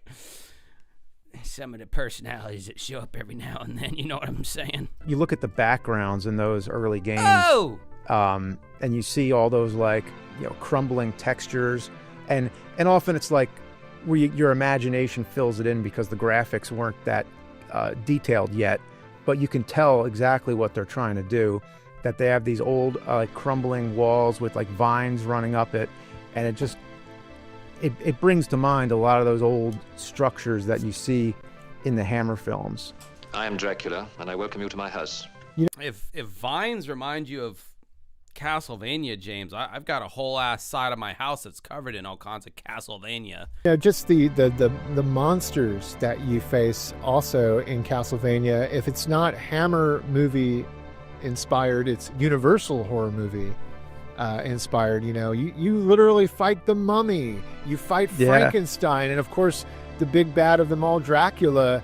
As a kid growing up, I can tell you, and I have video footage of when me and my dad first booted up Super Castlevania 4 on the Super Nintendo, and just the amount of awe and just how blown away my dad is. You can audibly hear him on camera just kind of gasping at what he's looking at, that opening cinema. I'm sorry, but I just don't know if I would just want to like live in the past, like have a YouTube channel where I'm just like living in my childhood perpetually, especially like with the underpinning of like the sadness of like a parent that you really liked that's like no longer here anymore, and you're like bringing it up in every video. Like maybe it's just me, because like I also don't have my dad here anymore, but like I don't know if I'd want to talk about that in every single video and just be living in that space mentally. I think I'd probably feel kind of drained after like doing a video. Like I don't know. This is coming from someone that also gave up doing like retro video game reviews a long time ago, but glad I did, because it's just such a flooded market at this point. But to constantly be like talking about, oh, my dad this, my dad that, I think I I don't think that would be good for my mental health, but that's just my opinion. And there are many opinions that could be had. Mine's just one of them, and you're entitled to yours. Dramatic. Wow. Crawling up the cobblestone wall and the lightning and the he was just, I'm sure, gushing as a huge Hammer and Universal horror movie fan. Whoa, look at that. Oh my goodness, it's like a movie.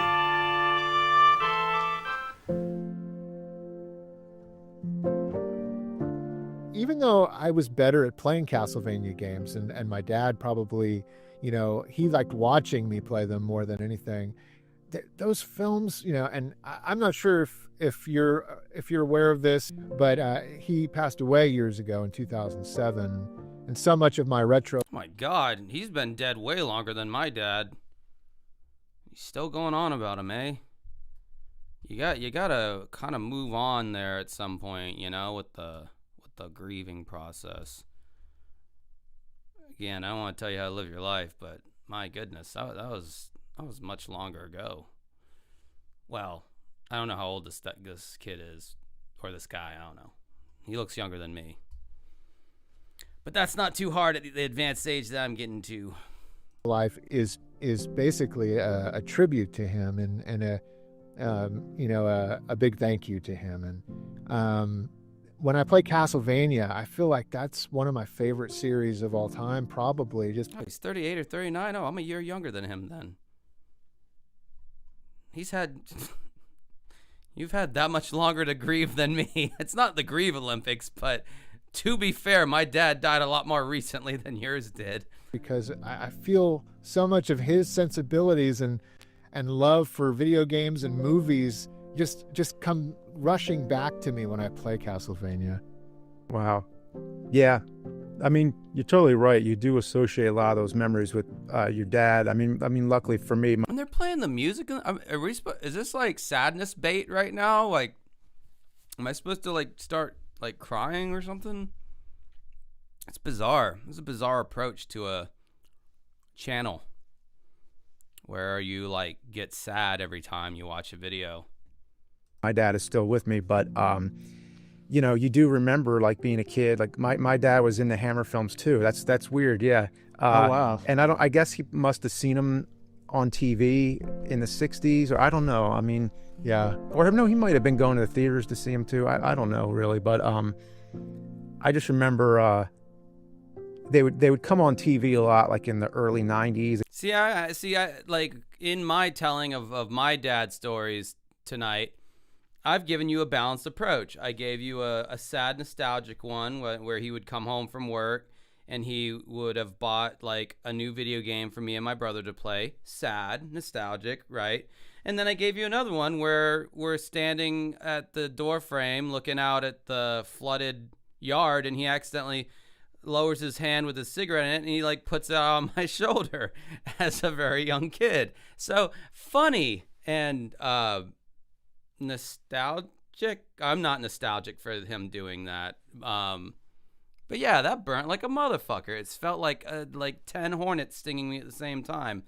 That's how I would do it, because God knows my dad did a lot of goofy shit that's worthy of making fun of. But he also did sweet things too, But I think if, mate, I don't know, if it gets too saccharine, it gets too sappy for me. I just don't know if I'd want to sit there and cry about it every time I do a video. That's just me, though. Everybody does it differently.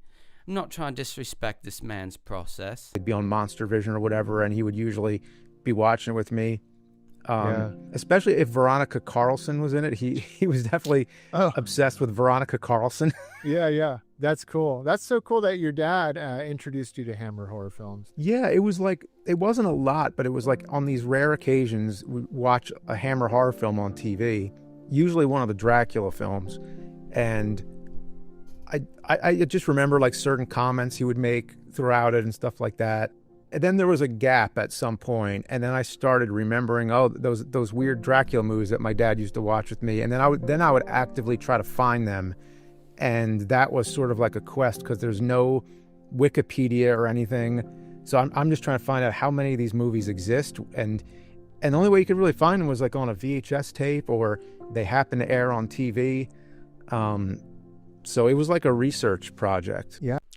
$2 super chat. John Smith says socially undeveloped nerds treat work as therapy. I could see that. I mean, I could definitely see that for this guy, James. I think. I don't know what James is doing. I don't know why James was particularly necessary for this video, aside from landing some kind of gravitas. My dad used to have these like encyclopedia film books. So before the internet, you had these sort of like reference books, and like Leonard Maltin would create these books, like review books and stuff, and also just other reference books would come out, and he owned so many of them. And I remember back before the days of the internet, like you're talking about, you couldn't just pull this stuff up. So if we didn't own the film and my dad just talked about it and referenced it, I would go to his library office area and I'd pull this book off the shelf and I'd just start looking up movies that he talked about from the 50s and 60s or 40s even. And I would go to him, he'd be in his recliner, and I'd say, have you ever seen this movie? Or what's this movie? I just remember Leonard Maltin was like, he was the big guy, like all the books. Anytime like he put out these books where it was just reviews of all these movies, and he would give it like a rating, like 1 to 4 stars, and he'd say something about it. Yeah, so like a lot of times I'd read one of his reviews in there, and I'd be interested. Oh, I got to find this movie, like that's how all that stuff, that's how it started.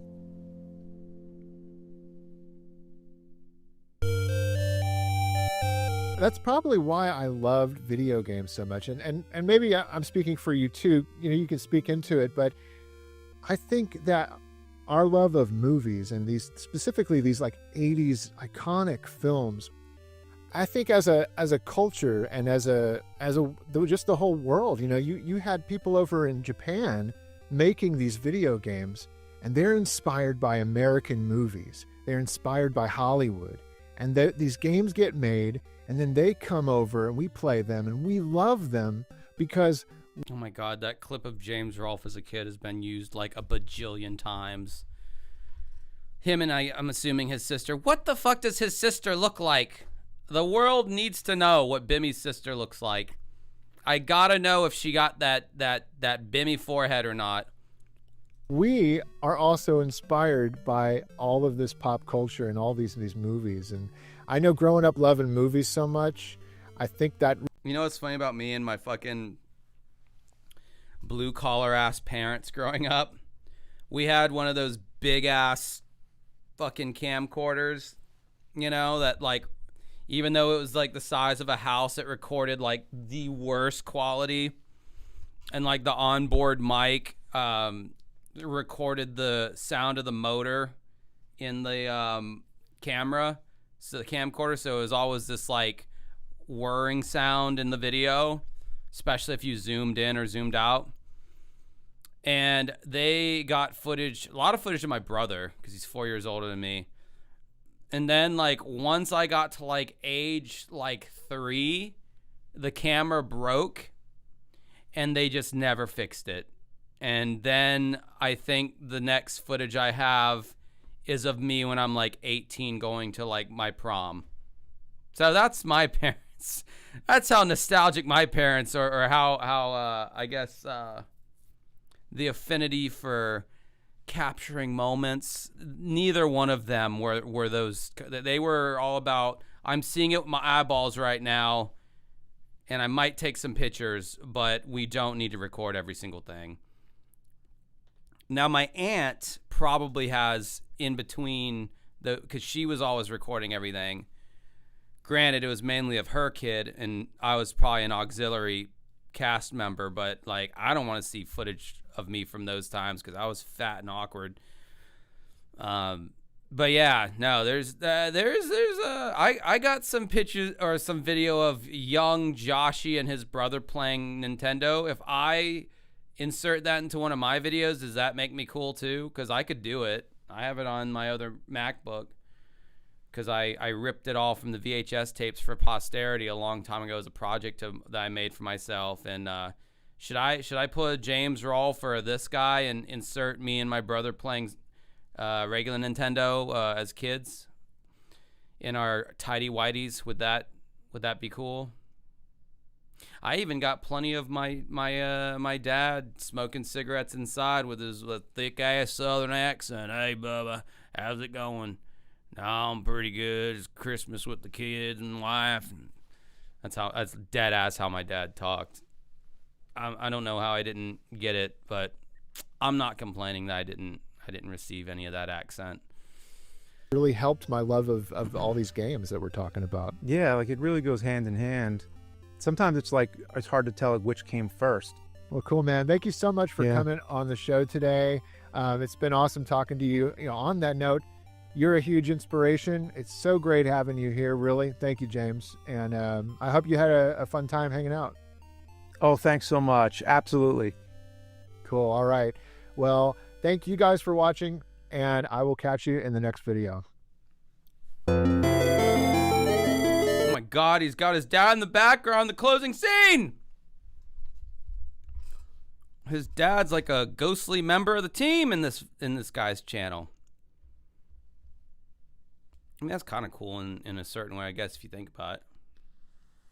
Kind of preserving his memory. Like he's still active in your YouTube channel, even though he's like passed away or whatever. I just think for me, it wouldn't be the right move. I think it would just be like, it would just, I don't know. I just don't. See, when I go into this room here, this YouTube room, it's an escape from outside of this room where I have to deal with real life. So I don't want any of that shit outside of this room coming into this room. If the two Georges come together, the George you know ceases to be. So yeah, I just prefer to keep it separated. That's just me though. I don't know. When I come into this room, I expect internet trolls. I expect petty complaints. I expect, hey Josh, how's it going, from someone from somewhere that I'll probably never meet you. I expect dunking on James or Corey Feldman or Pat the NES Punk. I don't want to talk about my dad who passed away. That's just me. Well, that's a pretty obvious Seinfeld reference, but I am glad that you caught it. All right. So I already anticipated that those two segments would be way too short to make up a proper DWG live stream. So don't you fret. I have the trifecta of fuckness over here. Ian? I have a fucking CU podcast episode, or segment, rather, from the full episode. I would never make you guys watch a full CU podcast episode nowadays. They're far too boring. Ian goes on this rant at about like 10 or 11 minutes in, and Ian's done this shit before, and Pat's fake ass laughter just drove me insane.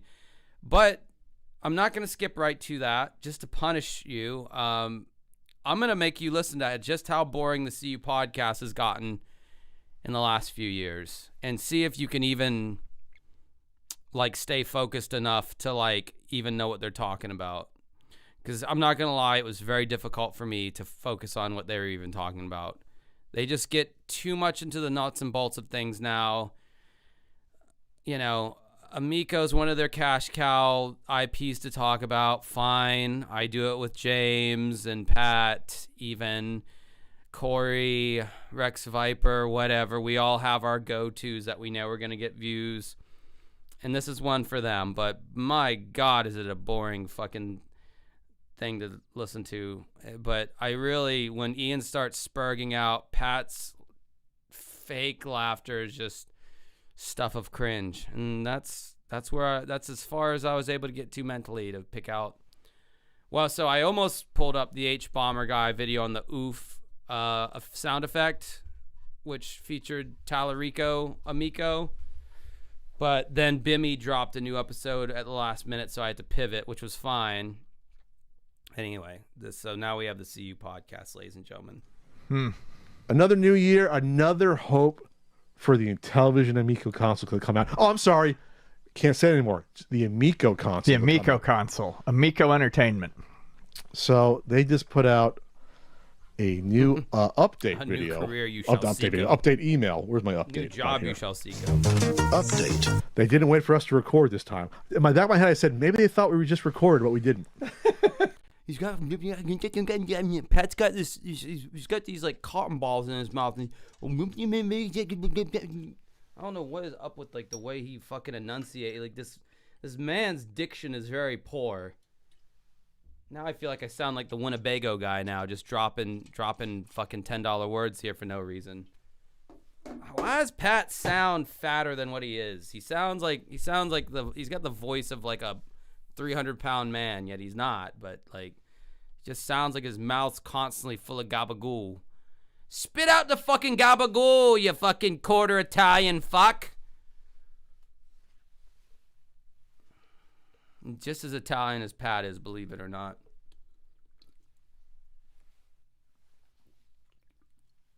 I may not talk about or observe the Seven Fishes Christmas Italian thing, whatever the fuck he talks about.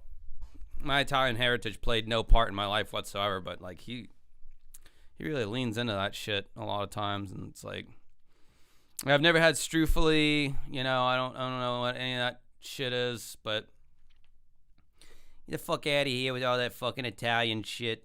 You're a boring American, just like every other fucking boring American. Just be boring and accept it. And then you know what? When you go to another country, now you're American and you're foreign and you're a full-blooded American. So now you're interesting all of a sudden. I don't know why I went off on all that. $2 super chat, John Smith. AVGN and Epstein files confirmed. Oh, shit. Bro, if James Rolfe was at Epstein's Island, he'd be like, yeah, cool. So, like, what kind of, like, games do you have? James would sit there cross-legged in front of the TV. He'd be playing fucking video games the whole time while, like,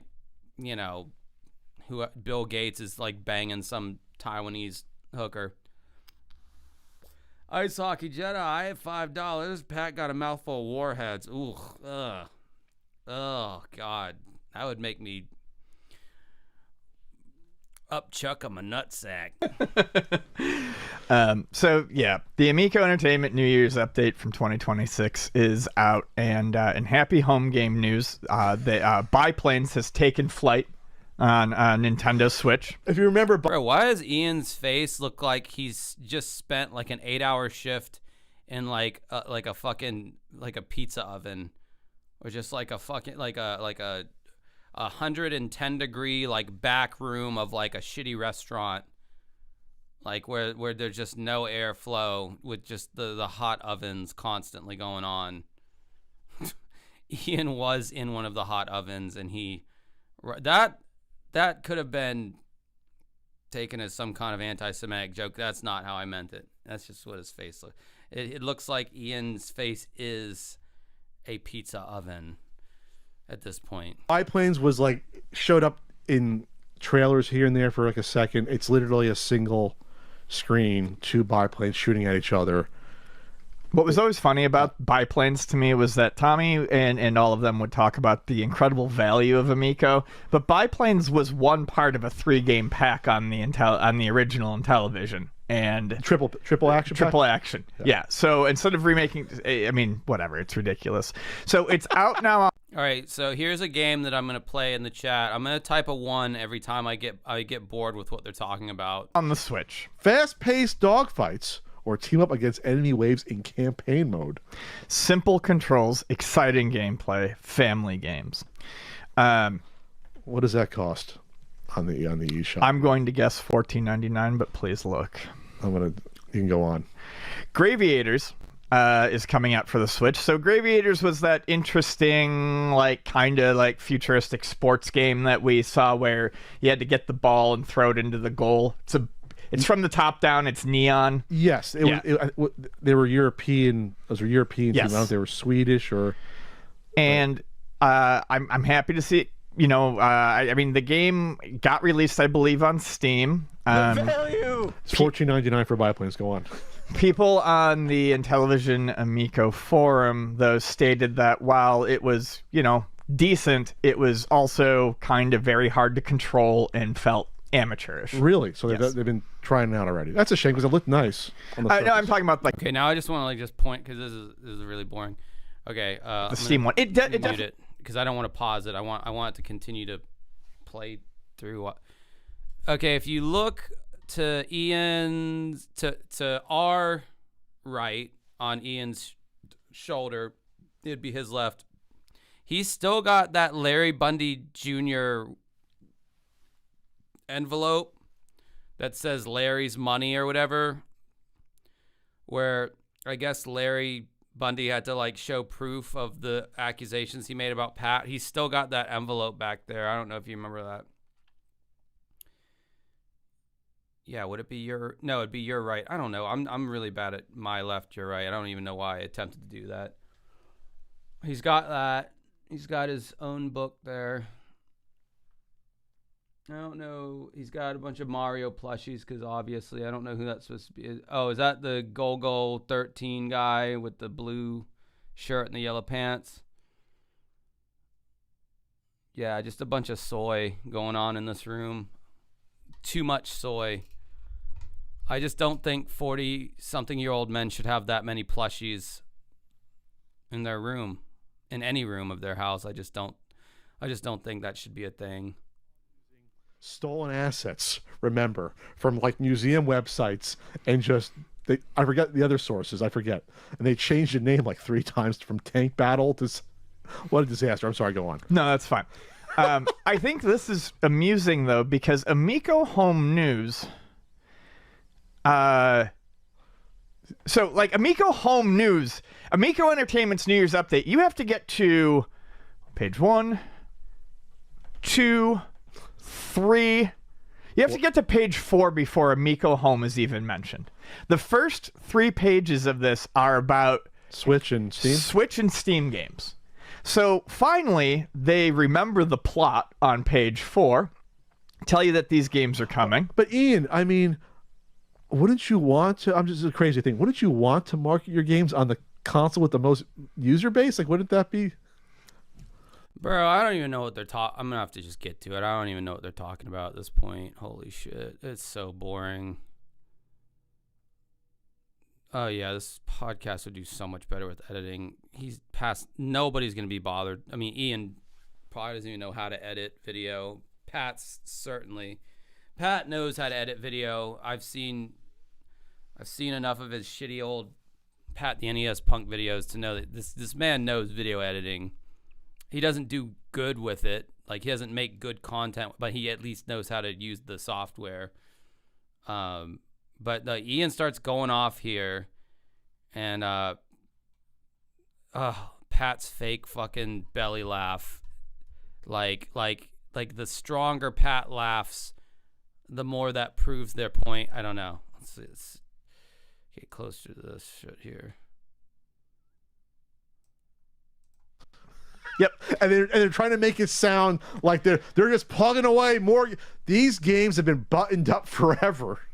And I could be wrong, but my understanding is that porting an Android app game that's made in an engine like Unity is probably not that hard to get it over. But there is another post on the Reddit where you read, he's given a kind of a sob story, and he's talking about how in Biplanes, the original developer, after playtesting began, went and did all of these things to improve the game. Yeah. But then he was and while that's a lot of work, 90% of the work involved was importing the game and blah blah. It was just yeah.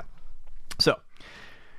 Phase 2, working towards Amico hardware controllers. Oh, this is good. While we continue game development in 2026, we are actively working behind the scenes on our mission to bring Amico hardware controllers to market. Progress includes software development, added Bluetooth controller support, hardware planning, gathering updated component pricing and manufacturing cost information. This is so fucking funny to me, because this is what what the smart people that actually developed and manufactured actual hardware always said. A lot of the problems when you do this is sourcing materials after it's at its end of life or after. How do you replace those materials that you can find now that no one besides you is going to want 4 or 5 years from now? Yep. Its supply chain is such a huge part of doing these sort of things. Oh, you think I don't fucking know about the Dabbleverse over there with your Aish? I'm fucking aware of Anthony Cumia and Stuttering John and who are these podcasts? And fucking what's that stuffed animal's name? Carlo Barlow, I don't know. No, I know about the Dabbleverse. I'm abreast. This is where you actually have to know how these businesses work. No, I'm setting it up right now. I'm setting up Ian getting upset. And Pat's fake laugh.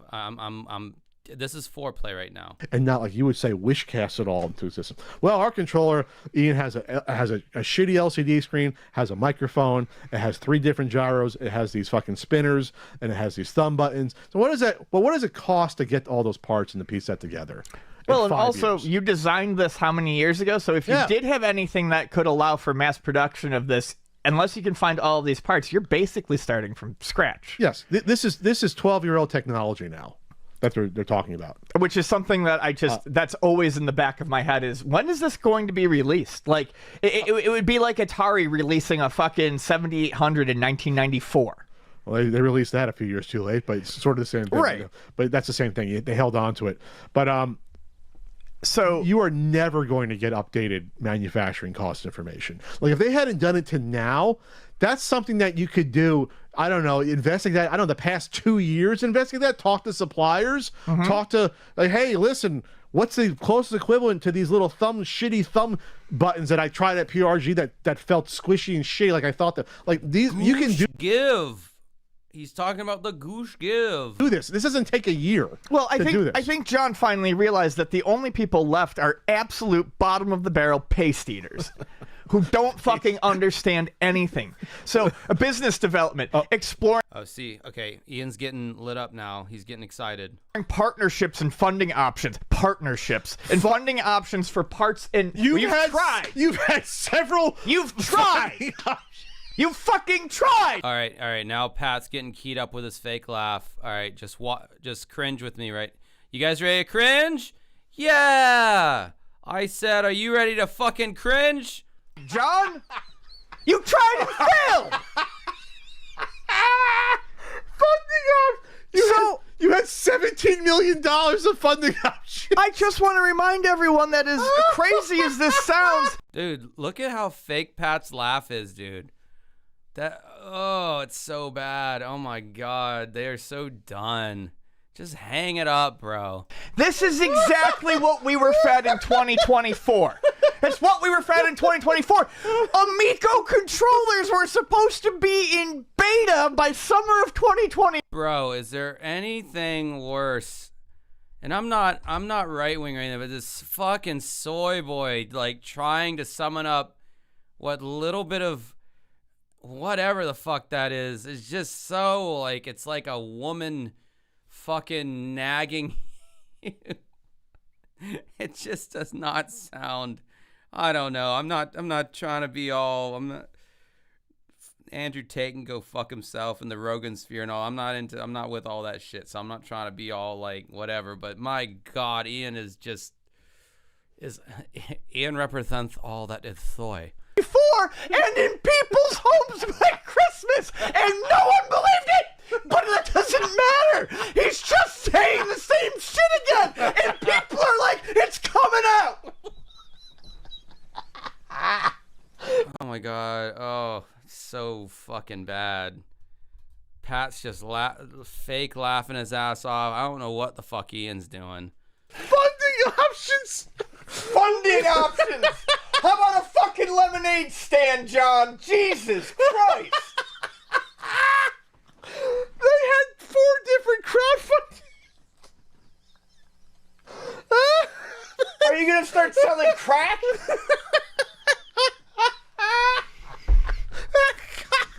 Dude, estrogen is flowing through Ian right now so heavily.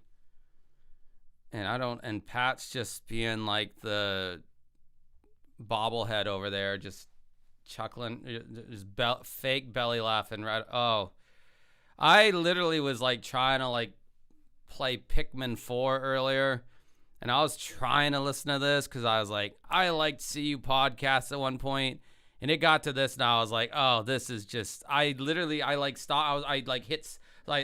stopped the video. I was like, shut up. This is too painful to listen to alone. I need a lot of strangers to hear this with me for this to be bearable, literally. Funding options! Funding options! A bake sale? A 50-50 at the local hockey game? I'm going to pull it up. Funding. We're trying to manufacture excitement right now and make it seem like we're really talking about some funny shit. But it's not funny to anybody but ourselves. It's like they didn't have funding before. You had 2 offices. You bought a $10,000 tumbler machine. Dude, this is so bad. Oh my God. This is so bad. I don't know what. I want to do something more with this clip. I don't know what to do. This definitely doesn't warrant a whole video, but man, this deserves to be seen and clipped or something. Maybe in a short or something like that. This is so fucking bad. $20,000. You bought a $20,000 button pressing machine. And then acted like we should be impressed. Oh God! So John, if this is like a parody or like a satire. Okay. I mean, obviously, it fucking goes without saying. When you're laughing that hard, right? When you're laughing that, if something's legitimately that funny, you're literally, when you get to the end of the laughing cycle, you're literally like rubbing your eyes because your eyes start to water. Like, that's how you know you're actually laughing. These guys just snap straight back into like podcast mode because it's played up to like make it seem like whatever. I don't even know what the fuck they're talking about, and that's not because I skipped around. You can watch this from the beginning. I have way too in the weeds, way too fucking. Just the nuts and bolts of whatever it's something about the Amico and their controller sourcing part shit that would be interesting to who would this be interesting to? And then I got to listen to all that shit. And imagine if you had to listen to that by yourself. It would just be it's entertaining when it's in front of a bunch of other people, but if I just have to listen to that by myself, it's torturing, punishing. This is beautiful. I didn't even finish this. We're focused on Amico controllers working with devices running Amico Home, and this is maybe the funniest, providing the wonderful tactile experience. Oh, I didn't make it to when he does the pooty noises with his lips. I didn't make it to that. Tabby Benedict, $5. Man Children. I've watched Pat from the Dominatrix vid to right around when Ian seemed like he was dying. I don't know why, because they are so damn worthless. I never watched, I didn't watch them that early on with the Alicia Dragoon video, but no, I listened to when Ian had the stomach thing, and then even after that for like, hell, I still listen to them from time to time, but like it's like I'm skipping them more often than not these days, because it's just like, why do I keep doing this to myself? It's just fucking awful. The wonderful tactile experience that people have loved at Amico demonstrations, like our public. Dude, look at Ian's face, bro. He's like so red. He's about to have a fucking heart attack. He's kind of got that like heart attack face. Just look at that. Just hold on. Now that's funny. Look at that that tortured. Just the pain. He's such an artist. He's tortured by his art and having to suffer all these fools. As he's got Tommy Tallarico just watching him from right over his shoulder. Just almost mocking, like, wow, it's like, yeah, you made fun of me and I might be like a fucking grifter, but at least I'm not you guys. Like, holy shit, I don't know which one's worse at this point. At Turkey Point. Thanksgiving Point in Utah. Which, to their credit, was probably the only event that we know of that didn't have either literally paid actors at, like the one locally. You've got to dig into a history book to find when that event occurred. That was so long ago. Or this was the only event they didn't have the fanboys come to, like when they did it next to the pizzeria up in Massachusetts, or the one at... Nobody cares about the Intellivision Amico anymore except you guys and the stupid idiots like myself who still get suckered into clicking on it, the clickbait, hoping and praying that it'll be something like the original CU podcast when they were more broader with the topics they would cover. That was shit that was inclusive to anybody who doesn't know the exact specific fucking thing, exactly what they're talking about. You got to know exactly you got to be following this shit to the letter of the law like it's a fucking college course. That's how it is now. Back in the day, it was broad. It was broad yet relatable, yet still talk about video games and shit. Now you got to like subscribe, like you got to like take a whole college course to even know what the hell. No one wants to get in the weeds about this anymore. Yeah, it was a failure. It was a gimmick. It was like the wool got pulled over a bunch of dumb YouTubers' heads. They've moved on. CU Podcast has not moved on because they know where their bread's getting buttered, and they know that if they talk about literally anything else, their views are gonna be in the four digit range. It's gonna be like 3,000 views. Back when they used to get like 20, 30, 40, 50, 100,000 on these same podcast clips. Now it's like four digits, unless they talk about Amico or Talarico, a job he's gonna need to Seco. Sorry, I had to say that. Maybe he'll start working for Sneeko. Had to say that. Sorry. Hang out with PD and have a freako. The O is short for off, like a freak off. At Zoomers here in Southern California, or this is like the only ones. Boomers, which is the audience for this console. Phase 3 and Amico console. Once we successfully bring Amico controllers to market, our focus will turn to the console, the complete realization of our vision for family gaming.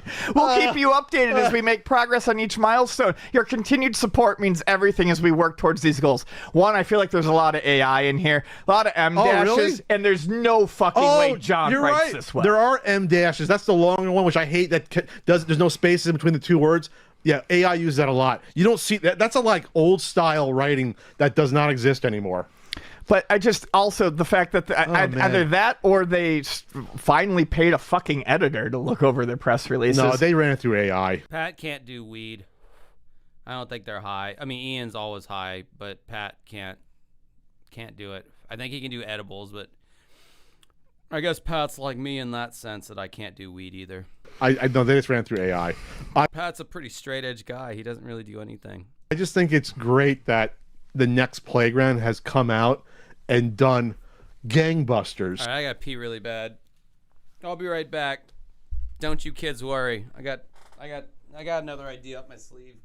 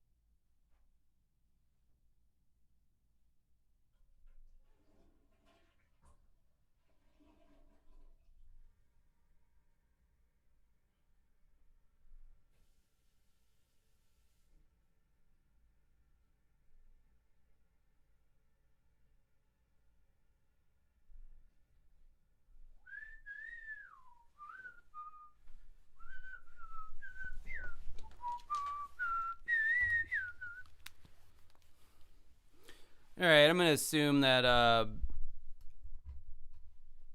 gonna assume that that's probably all the juice that's in that one. Did I download the other thing? Yeah, I did. All right. Now I guess we're gonna watch the Ian's stalker friend in ranch dressing incident. This this was mildly entertaining. Oh my god, those guys have aged like fuck. Ian especially. Good lord.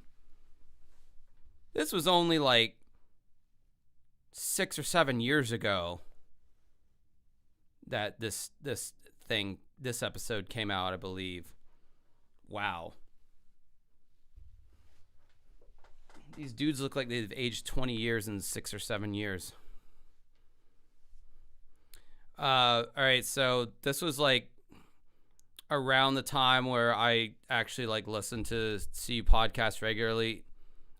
Ian's gonna be talking about like I guess he's got like a stalker or had a stalker when he worked at his game store. He's telling the story. Pat does a lot of really fake laughter in this one. We'll see how much mileage this clip has. I am not opposed to skipping it and finding something else. Bigger problem was just gonna say it. I'm gonna get stabbed in the throat, but I have evidence. I have notes. I've told the story so many times. There's this guy named Max who came into the store. Do you hear that, Max? You're probably listening, because I don't think you've forgotten about me, and I'm tensing up just thinking about it. He owned a pig once. He owned a pig. Big pig. Big. Later on, though. Max used to come into the store and drop a lot of money. And he used to stay there for like 6, 7, 8 hours at a time. He had a guy named Clay. Clay would take him to the store, and Clay would sit in the Jeep and stare out the front window. He wouldn't read, he wouldn't do crossword puzzles, he wouldn't play games, he would stare out the front window for 7 to 8 hours while Max just shopped and talked. And eventually, Max asked me if I wanted to go to his birthday party. See, Ian doesn't have any kind of medical issue that I know of neurologically that would make him be frantically flailing his arms and limbs about as he is right now. But you watch this clip and you really do wonder, are there any emotional, behavioral, or physical defectations here going on? Because, man, Ian is just... He's spurging out. I'm just gonna say it. I was like, I'm bad at saying no to things. Like, when is your birthday? And he's like, this day. And I'm like, yeah, I have off. And he's like, okay, so you want to come to the birthday? And I said, sure, I'll go to your birthday for a couple hours. I was the only person at the birthday party. In a house where guys, this is just a taster. You'll get the full story later. There was a Cyclops on the front door. His mom owned a boarding house. There was a Cyclops on the front door, and you could push the Cyclops eye out, and you could see out the front door to see who was coming in. There was spray-painted poetry going up the staircase. It's I don't know. I had a lot of weird friends, acquaintances, house parties, whatever I've been to. There's weird shit going on. It sounds like this is the only time Ian has encountered like a weird person in his life ever. Like, I don't know. That his mom had spray painted there, and then Max's old room was painted orange from top to bottom, and it just said "fuck you, mom" on the ceiling. We walked past the rooms. We walked past the rooms of a couple other people who lived there. Everyone in the house laid in the fetal position on their side, staring out the window. The fetal position was the only position in this boarding house. He wrote a comic about me. He made a video game about me. We'll talk more about all of this later at a later time. Is this the tease? This is just the tease. I don't feel good. My ass is puckering. It is so tight. I could break steel right now. So that's that. I want to see this comic so There you go, Caitlin. That's part of it. That's part of it. That's part of that story. And the funny thing is, you think Ian gave away all spoilers? Oh no, there's a lot more to that. There's a lot more than that. I haven't told you nearly everything. Oh, it's gonna be awkward between you and Max. Your fiance is in the chat room, and she's asking a special question. Ask Ian about ranch dressing in the bathroom, man. I guess in Flair. No. All right, I've had enough. Get him out of here. Gotta get him out of here. Yeah, okay. Well, there's a little bit of Pat the NES Punk for you, I guess. I don't know what next. Do we watch a Norm the Gaming Historian video? I mean, that's not a whole lot for me to comment on with that. It's just more of me just watching it and enjoying it. I like to watch things I can kind of commentate on a little bit there. All I really had for tonight was some Bimmy stuff and a little bit of Pat stuff.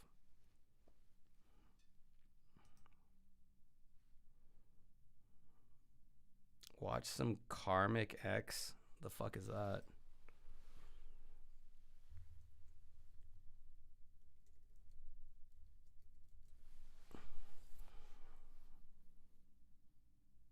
What is this?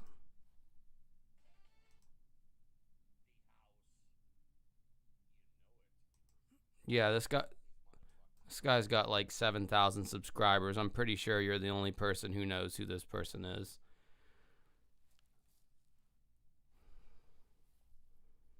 Can we watch Big Fucking Truck?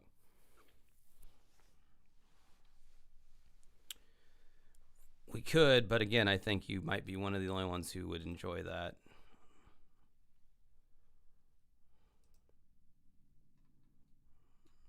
I don't know what we got. What do we got here?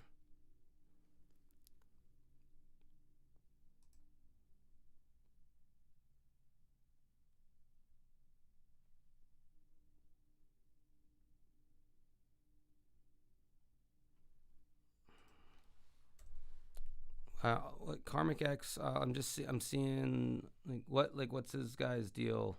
I'm not seeing a. Okay, what's this?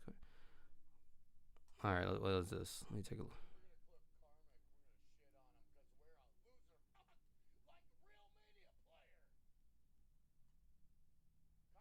Yeah, nobody knows who this person is. I don't want to watch it. No one's gonna know who this person is, and people are gonna be like, "Who's this person? Why are we watching them?" It's a little too specific.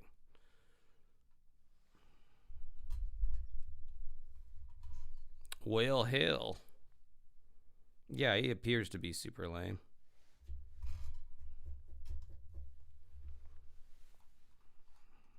I mean, technically, I guess I could still whip out that Roblox oof thing that I meant to watch earlier. It's only midnight. Sure, let's just do that. I got nothing else. It'd be like that sometimes. I don't always have can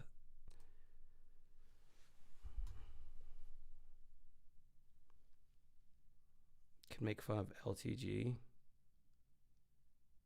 Oh, wait a second. Is the LJN Defender still on this fucking bitch? You remember that fucking guy? Looked like he had fucking cancer. That was kind of mean. I shouldn't have said that. I apologize. Yeah, I want to see one. I want to see one of the. I don't know if you guys remember the LJN Defender. I guess he's not AVGN, LJNs, or anybody. No. I guess he's not active anymore. Yeah, I want to see. Let's see what the LJN Defender has to defend here. I've never seen this guy's video. I remember coming across him back in the day, and I was like, stupid. He's covered a lot of Bimmy stuff. I want to find. Okay, so we got Back to the Future here. We all remember the Bimmy Back to the Future video, I'm sure. Let's watch one of these guys' videos. So LJN Defender, his whole channel, I can only assume, is off the back of James Rolfe. The title in his name kind of says it all. He, I guess, defends LJN games and why they're actually not steaming piles of shit. And I always just like remember coming across his videos back in the day and thinking like, oh, another James Rolfe ripoff, stupid. Who cares? LJN, the Rainbow of Doom. Most people despise the company and their supposedly crappy games, but I actually enjoy them, and that's why I now don the moniker of the... Hold on, wait a second.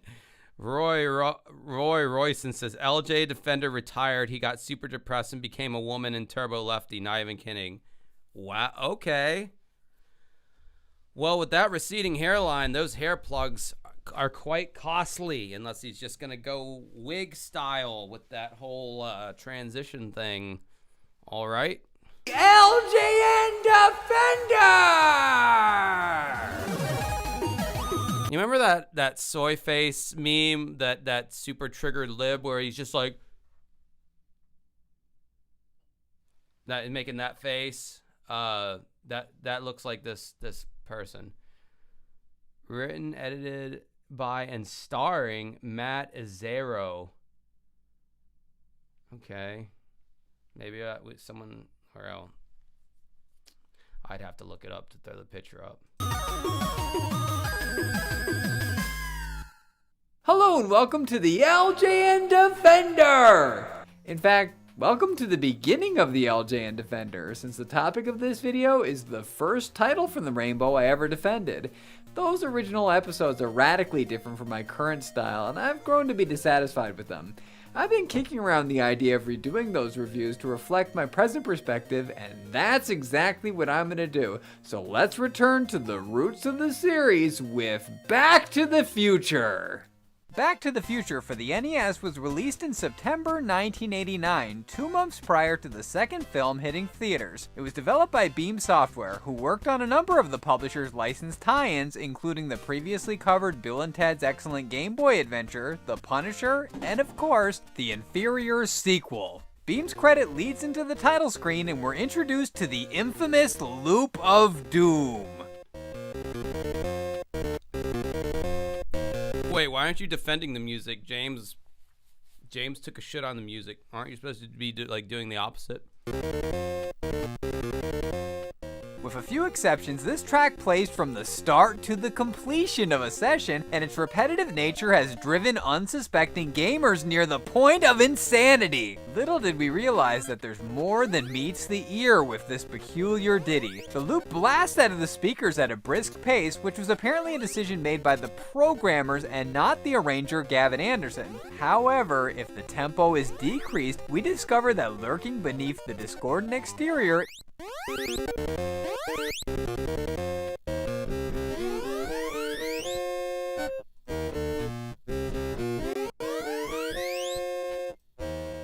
is an 8-bit interpretation of Power of Love from the first movie. I'm not going to include the actual recording for copyright reasons, but if you listen to the two side by side, the resemblance to the Huey Lewis and the News composition is undeniable. I have no idea why the BPM was cranked up to disguise its true origin, but it certainly contributed to Back to the Future's reputation as one of the worst licensed tie-ins. I personally don't have a problem with it, but I know that not everyone shares my opinion, and they'd rather jam a needle into their skull than subject themselves to this audio assault. Fortunately, I'm not hearing a whole lot of LJN defending right now. It just sounds like he's covering the same games that James Rolfe did. For them, Beam programmed in the ability to turn the soundtrack off, which is accomplished by holding B while paused and then pressing the start button. This will mute the offending song, allowing us to grab a pair of headphones and swap in more agreeable tunes.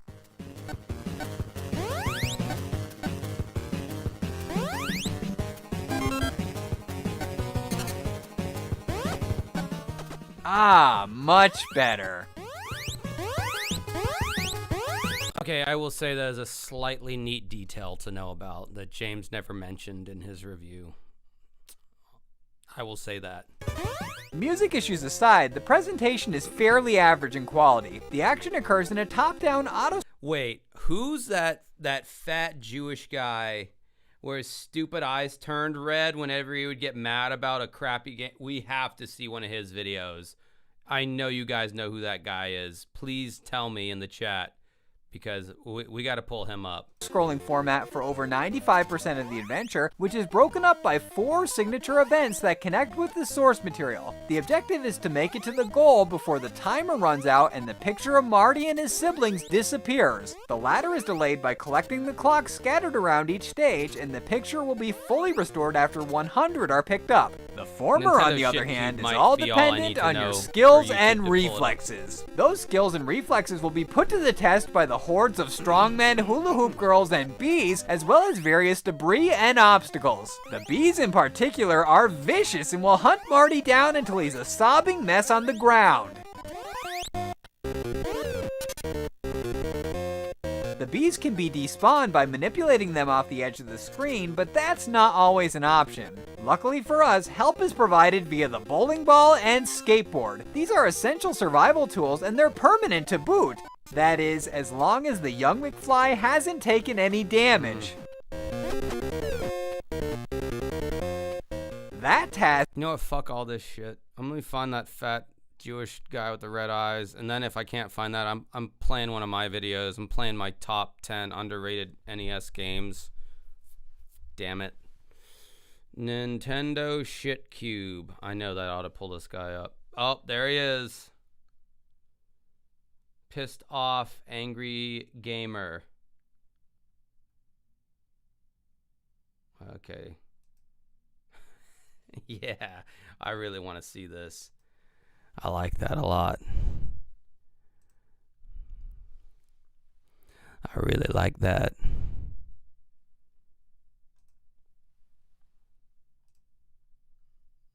Well, alright, so you don't want to kiss me if I have a herpes sore. Fuck you then, judgmental assholes. Hope your life's so goddamn perfect. Yep, LJN Defender sucked. But what the fuck was I expecting? Alright, where's it? Where's he at? Where's he at? Where's he at? Where's he at?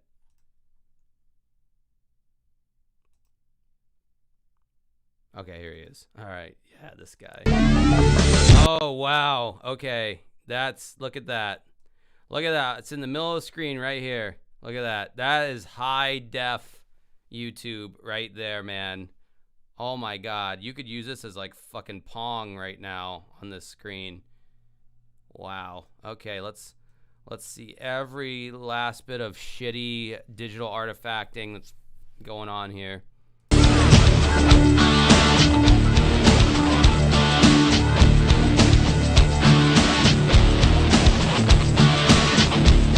Just muting that in case it's some copyrighted thing. Sounds like it could be.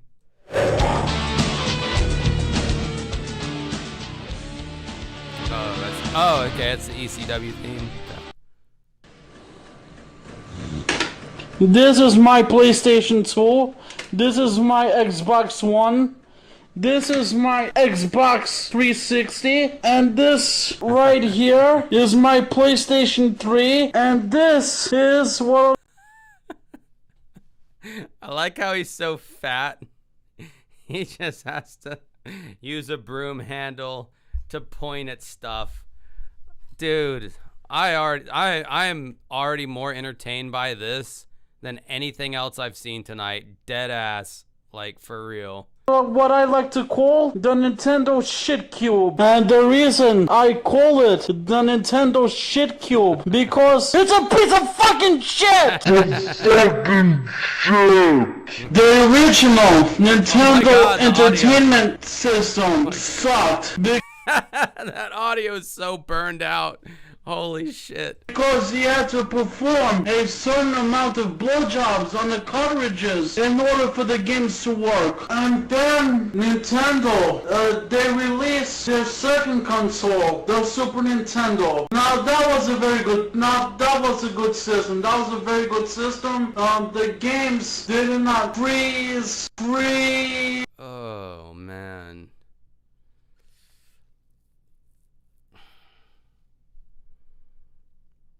When foreigners try to do American shit or Western shit, Western English speaking shit, I guess I should say. Oh, Jesus Christ. Oh, it's so good. And the games, they did not stop while you were playing. And then Nintendo, they released their third video game console, the Nintendo 64. Now that also was a very good system. It didn't have full motion video. It wasn't bad for a 90s system. And then Nintendo. Oh, right. So the edit on this, now I understand why they put it in that context. They said no pauses. So I guess this guy's original videos, he just pauses for like inordinate amounts of time. And they just they edited out all the stupid pauses. Wow, that got okay. I guess this guy was too stupid to know how to use editing software to do that himself. All right, fair enough. Releases their fourth video game console, the Nintendo Shit Cube. Now, the reason I call it the Nintendo Shit Cube is because what I can't wait for, and I don't know what like audio video program he uses to overlay the stupid red eyes, which looks totally convincing in a dark room where you have just shadows casted over your eye sockets, but yet you have these like very well seen red eye overlays, which just adds to the realness so much. I love when he gets mad and those show up. That's what I'm waiting for right now. Like that's like the money shot. take a look at the fucking game. This is a Nintendo GameCube game. This looks like a fucking chocolate chip cookie. And plus, what the fuck? Graphics by ATI. ATI, my ass. Alright, what did ATI do to you? Why ATI your ass? I don't even understand the joke there, the setup or the punchline. There's not one, obviously, but it's just fucking, this is cute. Nintendo GameCube, it has good graphics, nice hardware, all that graphics, all that hardware. They included they made the fucking system so small that you cannot even play DVDs on it. Dude, this guy has got the same audio engineering skills that like street preachers do. Like, should they have like a microphone? Usually they're just yelling without a microphone, but if they do have a microphone, the levels are always fucked up. Like, it's always like way distorted like this, because like they just turn everything up all the way, and it just ends up sounding like this distorted mess where no one can hear what the fuck you're saying. This guy has the same skill as like some kind of manic street preacher. No, the PlayStation 2 is sold more. Oh, so Junkers showed up after all. I guess work wasn't as crazy as you had us to believe. In the GameCube, because it had a DVD drive. Like I said, the Nintendo GameCube, it has good graphics, good hardware, but the PlayStation 2 is way much more better than this god-awful piece of shit. The PlayStation 2 is way much more better. Debatable. If you run GameCube in 480p, it looks fucking amazing. I would say it easily competes with PS2 graphics. Might be a little better. If you run it in 480p, that is. So you either have to get that annoyingly expensive component cable, or you can get the aftermarket stuff that they have now, which plugs into the back of the GameCube that runs HDMI. But no, when GameCube's running HDMI or the component cable, it looks the graphics look really good, actually. I did a whole video on that too, which is another thing I could play. Shit. And plus, if you look underneath your GameCube, you see that it has a separate modem. The modem is sold separately, but in the PlayStation 2, it had a built-in modem. Now, why the fuck would Nintendo make a modem for the Nintendo GameCube. If you cannot play online multiplayer games. And now I would like to show you the Nintendo Shitcube's wireless control. Hey, Shlomo, shut the fuck up. Make us some latkes. Send some gefilte fish. Shut the fuck up, Shlomo. Stop watching the Western movies.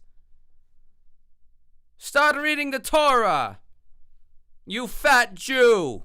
That's what they said as the character. That's not what I said. This is the controller's wireless receiver. You just put it on the GameCube like this, as you would look like a regular GameCube controller. And you have to put in batteries on the back. And oh, don't try to push this man over to my heritage, my 1/4 heritage of Italian. Don't pin him with us.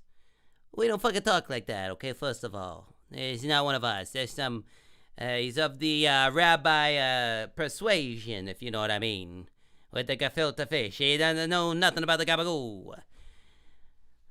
Mafangu. Son, and but even when you have such batteries inside, guess what? The Shitcube wireless controller is not good. It doesn't even work.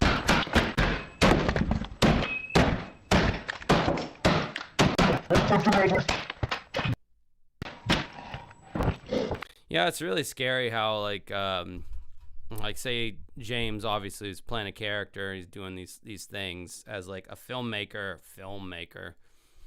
who made 300 films at this point in his life when this video was made, but he inspired like all these people to do all this stupid shit like destroying their controllers with a hammer and shit. I mean, it's just like, couldn't you find another angle? You know, I don't know. I just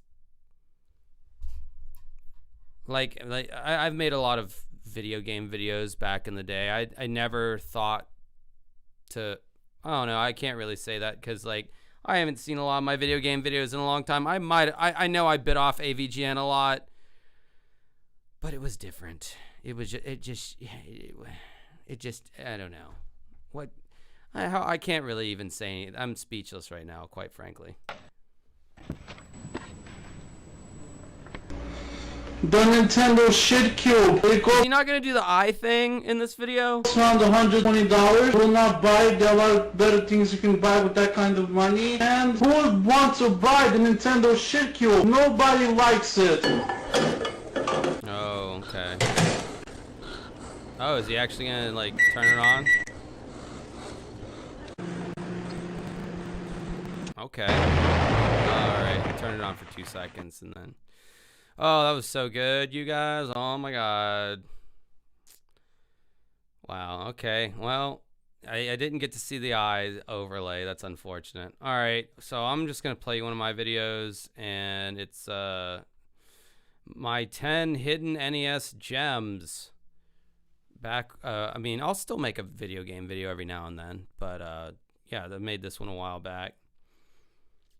I got criticized once by somebody, and they're like, oh, you're just streaming things that other people made. Why don't you stream your things? And it's like, yeah, let me do a live stream where I just play my own videos the whole time. People would love that. I mean, maybe every now and then, once a year maybe, but like that's not how this works. Person who told me that, who I'm trying not to disparage because they might very well be psycho and a stalker. But anyway, Metal Jesus here. That's a whole nother video. Oh, look at that high def thing that needs to be crunched down a lot because twas not filmed with a potato.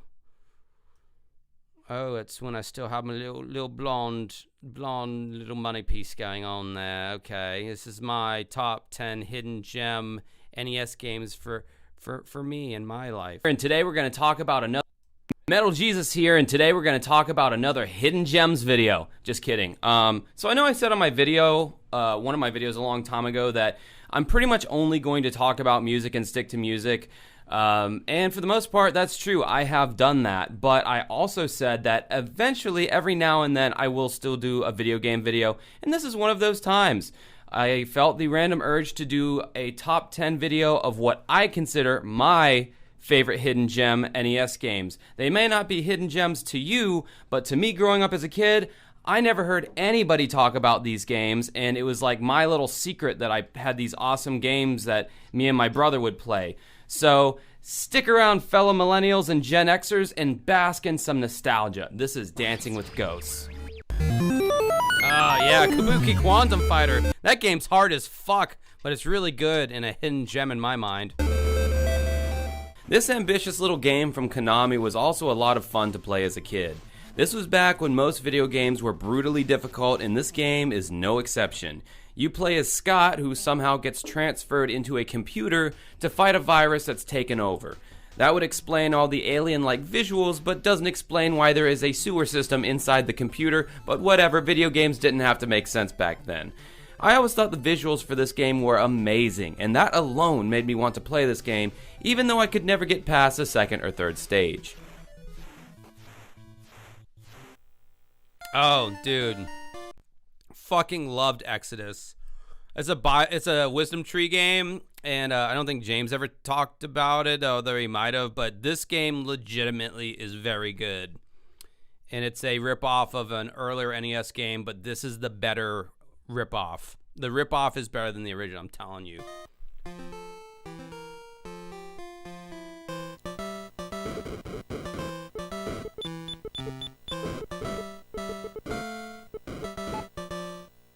Good Lord, this game brings back some memories. That constant Father Abraham and his many sons theme plays constantly throughout the entire game and bores a hole into your skull. I never knew this until recently, but this game was built on the Crystal Mines engine. That's it. Which was a game I was unaware of. I don't know how legal or ethical that is, but Exodus game publisher Wisdom Tree seemed to do that a lot, so I'm guessing they would rather ask forgiveness than permission. Speaking of stealing from another game, ironically, this game is bathed in Christian symbolism, and you even have to answer Bible trivia questions between levels. I bet my parents just loved that aspect of the game. You have to acquire all the jars of mana in every level, and you have enemies such as magicians and taskmasters who stand in your way, and you dispatch them by shooting out, wait for it, the Word of God. Yes, that's what those W's stand for. I could make an entire video on this game alone and all of the ridiculous ways they implement biblical terminology. The whole thing is kind of awesome in an ironic way. Like, these people dead ass made this game. This game exists, and it also happens to be really fun. And it also stands out like a sore thumb in your NES collection, so you just always know it's there. I don't think Star Tropics is really that much of a hidden gem. I think most people know about this game, but I don't know, it's kind of a hidden gem to me in some way.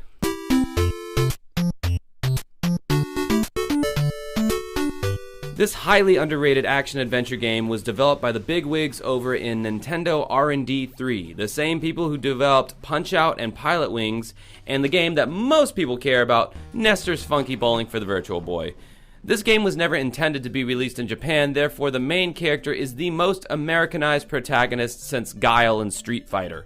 We play as 15-year-old Mike Jones, a super original name that they must have put a lot of time into thinking of. Mike goes to visit his uncle, who's an archaeologist. Once reaching the island where his uncle is supposed to be, he finds out that his uncle is missing, and then the real adventure ensues. Using a magical yo-yo given to him by the townspeople, Mike ventures through caves, fighting enemies and solving puzzles. Eventually you get other weapons, such as a baseball bat. How American! This game happens to be included on the NES Classic, so if you own one of those, now you too can experience the underrated classic that never made it off of the regular Nintendo. That was a really good game. I don't know how why the fuck did they not do a Star Tropics super Star Tropics for Super Nintendo? You know how fucking legendary that game would have been if they had like remade like this game on Super Nintendo or like reiterated it on Super Nintendo. I don't know why. And this is a Nintendo R&D 3 game. Like, this is a first-party game. They never remade it. I don't know why, because this one and Zoda's Revenge, which was one of the last NES games that ever came out, I mean, this one was the better one of the two. The sequel wasn't as good, but whatever. I don't know why they didn't do that. Nintendo. Like, seriously, though? Not even a Super Nintendo sequel? Fucking monsters in my pocket. God. Me and my brother played the fuck out of this game growing up. God, this was such a fun game at the time. It's still a fun 2-player game.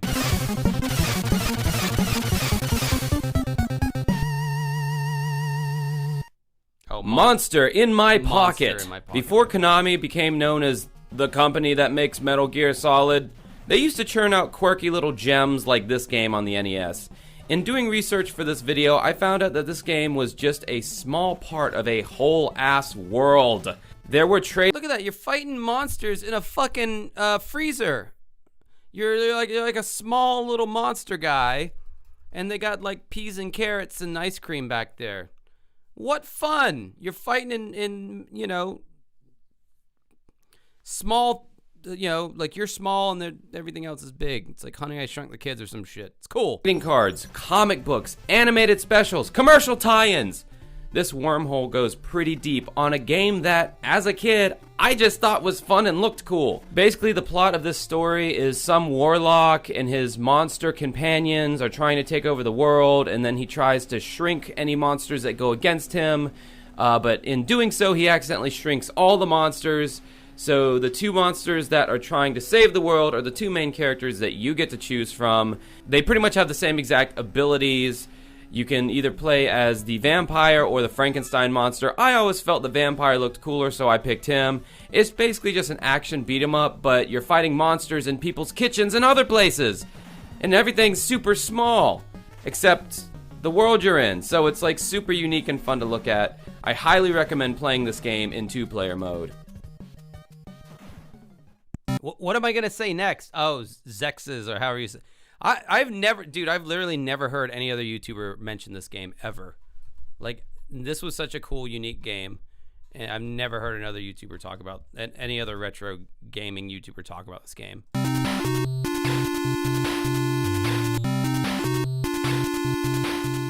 Man, this game is so fucking weird and cool. I don't know how my parents got it right so much in the games they bought for us, but this one was definitely a family favorite. This game is mostly an action platformer with some shooter elements added in at certain points of the game.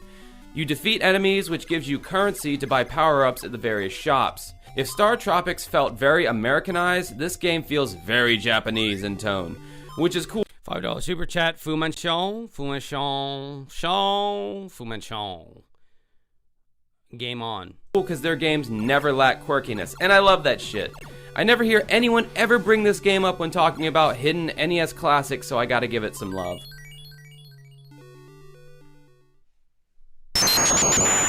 Alright, I know, we all know of this game because of Bimmy. Dude, I don't give a fuck. I played the fuck out of this game growing up, and I thought it was a really great quality, well-made game.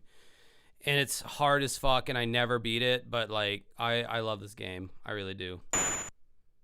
This is like some Super Metroid type, crazy, like, dystopian worlds that they painted, but on an NES, you know, I don't know. I just thought it was really good. Dude, I got some shit to say about this game. First of all, I'm sure we're all aware of the Angry Video Game Nerd episode where he goes off on this game saying it's nearly impossible to beat and it's a pain in his ass and blah blah blah blah blah. I'm sure his review made most people hesitant about even playing this game, and that's unfortunate. But this game is, in fact, awesome and absolutely a hidden gem. Is it hard? Yes. Almost every original Nintendo game was hard. But is it fun? And is it one of those games that if you put in enough time into learning it, you could beat it? Absolutely. James Rolfe probably didn't spend enough time with this game and wrote it off as nearly impossible because he had another video to produce a week later. So he probably just spent a few hours with it. With all that being said, I've never actually beaten the game either, but that doesn't mean it's not doable. I couldn't get past a certain boss and I just gave up, but that was on me, not on the game. I mean, check out this art style. Not many games on the NES look this avant-garde. It's really a work of art visually. But why they have to tie in this game with the Street Fighter franchise, I will never understand. Hell, they even threw in Final Fight in the name, another popular Capcom franchise. I bought this game at a flea market when I was a kid just based on name recognition alone. I thought it was another Street Fighter game. And even though I was disappointed at first that it clearly had nothing to do with Street Fighter, I still enjoyed the hell out of it in its art style. Yeah, Codename Viper. Yeah, I brought this game up earlier when James was talking about the Contra, whatever the hell. It reminded me of this game. Back before smartphones, it was really difficult to know what a game was like when finding it at a flea market or rental store. So oftentimes, all you really had to go on was the cover art. This is how I acquired Codename Viper. The cover looked badass, and there was no way this game was going to suck. And it didn't! Codename Viper is a fun run-and-gun action game where you are fighting against some crime syndicate and rescuing hostages along the way. It's a very straightforward game, but strategy is definitely involved. Enemies can appear out of nowhere, so your reflexes have to be on point. Though he may jump like a fucking weirdo, this game is definitely worth your time. Oh, Felix the Cat. Definitely rented that game a shit ton when I was a kid. I loved Felix the Cat. Felix the Cat! This is the only game on this list whose physical cartridge I do not own.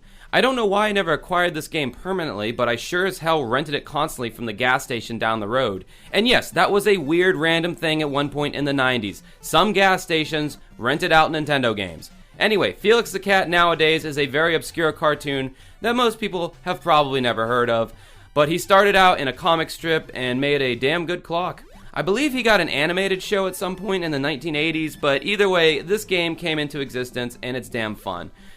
Apparently Mike Matei, according to Classic Cartoon Theater, probably had a stroke playing Street Fighter 2010. Though it may be one of the easier NES games out there, it's still... He took all that sexual frustration out on Aaron, don't worry. A pleasure to breeze through it with the main point of interest being the magical bag Felix gets at the beginning of the game. The more Felix heads you acquire, the more your magical bag levels up into a more powerful weapon. Yeah, I said magical bag. It's really fun to watch Felix transform into a new incarnation after acquiring each new power-up. There are flying levels, water levels, underwater levels, and land levels. And with each level, Felix has a different set of power-ups that keeps the game feeling fresh. Like most of the games on this list, the physical cartridge is expensive as all hell on eBay, so just get the game digitally and thank me later. I don't know how much Rampart is like a hidden gem per se, but I never hear anybody talk about it. And it's like a nice, I don't know, it's not tower defense. It's not like real time. Is it? No, it's not real time strategy. I don't know what the classification of this game would be, but it's very, I don't know, it's like Tetris meets action, I don't know.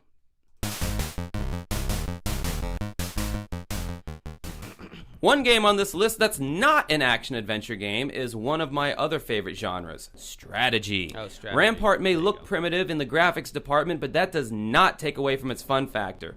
Your main goal is to defend your castle against enemy ships. The battles last about 30 seconds, and then you get 30 seconds to rebuild the walls surrounding your castle. The objective of the game is to expand your walls to surround other castles and add more firepower to defeat the ever-growing amount of enemy ships. Things get trickier though the bigger your fortress becomes, and the pieces you are given to rebuild are like random Tetris pieces, and if you don't fully repair your walls in time, you lose. It's your typical unforgiving NES game, but it's totally addictive. Dude, Shatterhand might be, aside from the Mega Man games, Shatterhand might be one of my favorite NES games of all time, honestly. And this game is so fucking underrated. I barely ever hear anybody talking about this game. Shatterhand is so fucking good. Like, how did Jalico knock it out of the park so hard with this game?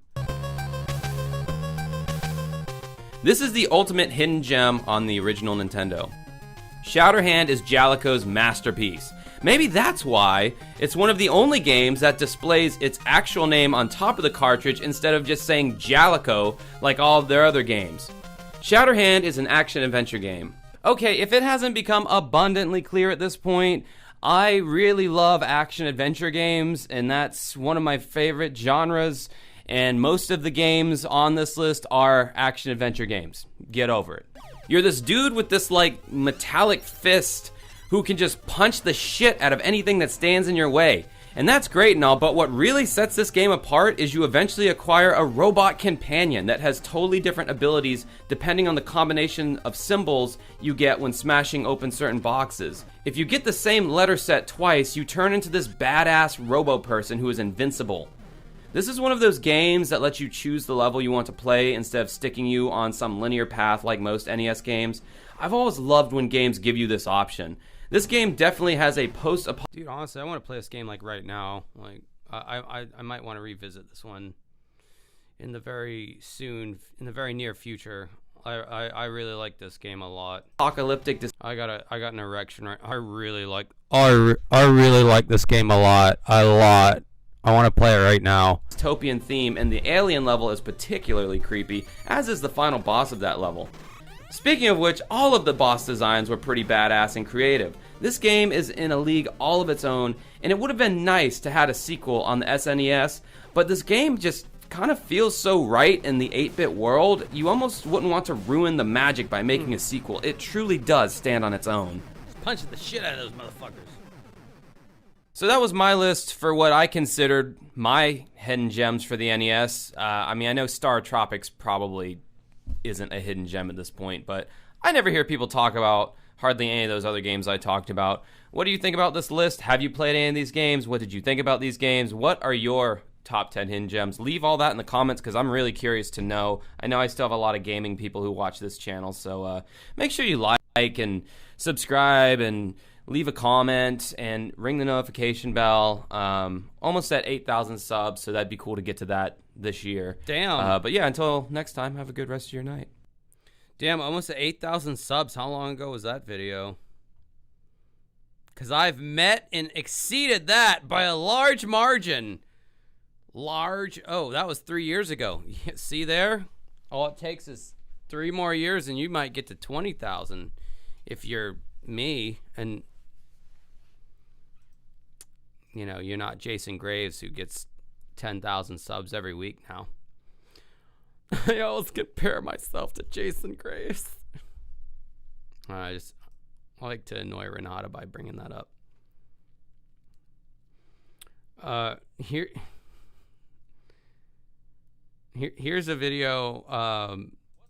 Here's a video I did 7 years ago, apparently.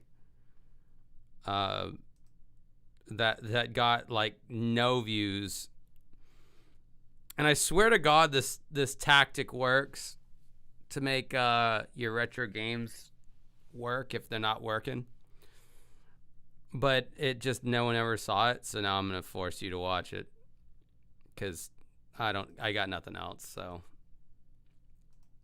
I'm just showing you my shit now.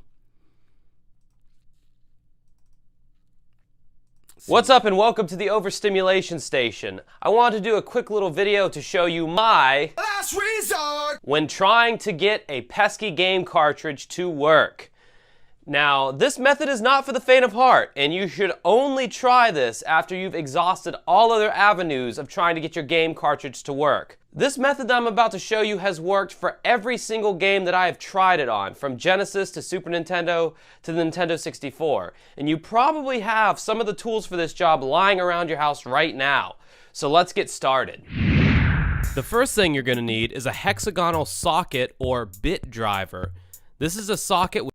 I'm getting tagged and shit. What? There's a really awesome Famicom game called Zombie Hunter that I really like. I would say that's one of my hidden gems for the NES. It's a 2D action RPG that's a lot of fun. Noted. My dad's last method to a game cartridge not working was with fucking destroying it. Found a copy of Kid Icarus at a garage sale, and after it didn't work, he just fucking destroyed it. Fucking gnats and shit. Alright. Also duly noted. With 6 little indentations in it that are meant to fit in Nintendo's pesky hexagon screws. The second thing you'll need is a fine-grained emery board, otherwise known as a nail file. We're going to start by unscrewing the 2 screws on the back of the cartridge. Now Oh, this is back when I made my own beats for my background music. I didn't use some stock shit. I made them beats, son.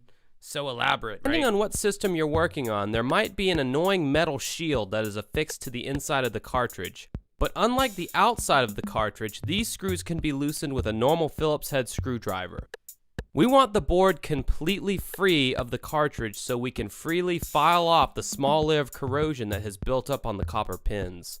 As we free the ROM from the cart, we can see the culprit that is preventing all of our fun.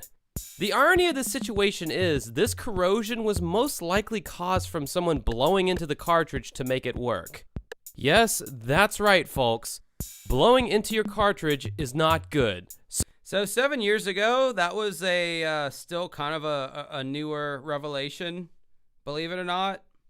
I know it's common knowledge now, but that was not a no shit Sherlock sentiment 7 years ago. You got to consider when this video was made. So stop it. Once you have the ROM board free from the cartridge, take the finer side of the emery board or nail file and start gently filing away at the corrosive material that you see on the pins. Since these pins are metal, we are able to do this and only take off just the top layer of corrosive material, rendering the pins clean and able to make the best contact with the pins that are inside the console, thus giving us an uninterrupted gaming experience. After you're finished, take some alcohol or window cleaner and a Q-tip to wipe away the metal filings. Drink it! Make sure you put everything back in the cart the way you found it. Now your game should make a nice strong contact with the console's pins and you're good to go.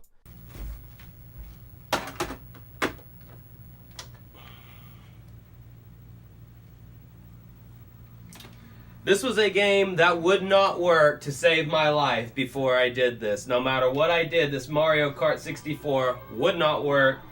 Put it in the first time, it comes right up. It's making perfect connection with the console with those freshly shaved pins that have zero corrosion on them. Alright, so I hope you found this method useful. Like I said, I totally understand why that got no views, honestly, now that I'm watching it back. I totally get why that got like no views whatsoever. I mean, I don't know, I guess my theory at the time was that like maybe I was like, I don't know, maybe it could get views. Maybe that'll blow up. You never know what will and what won't. Alright, I got nothing else. I don't want to just jerk myself off and watch my own videos. So anyway, yeah, I think that's it for tonight. I think that was a solid like 3 hours I put into this. That's about right for me. Thanks for stopping by. Thanks for watching. Trying to give you some aftercare right now.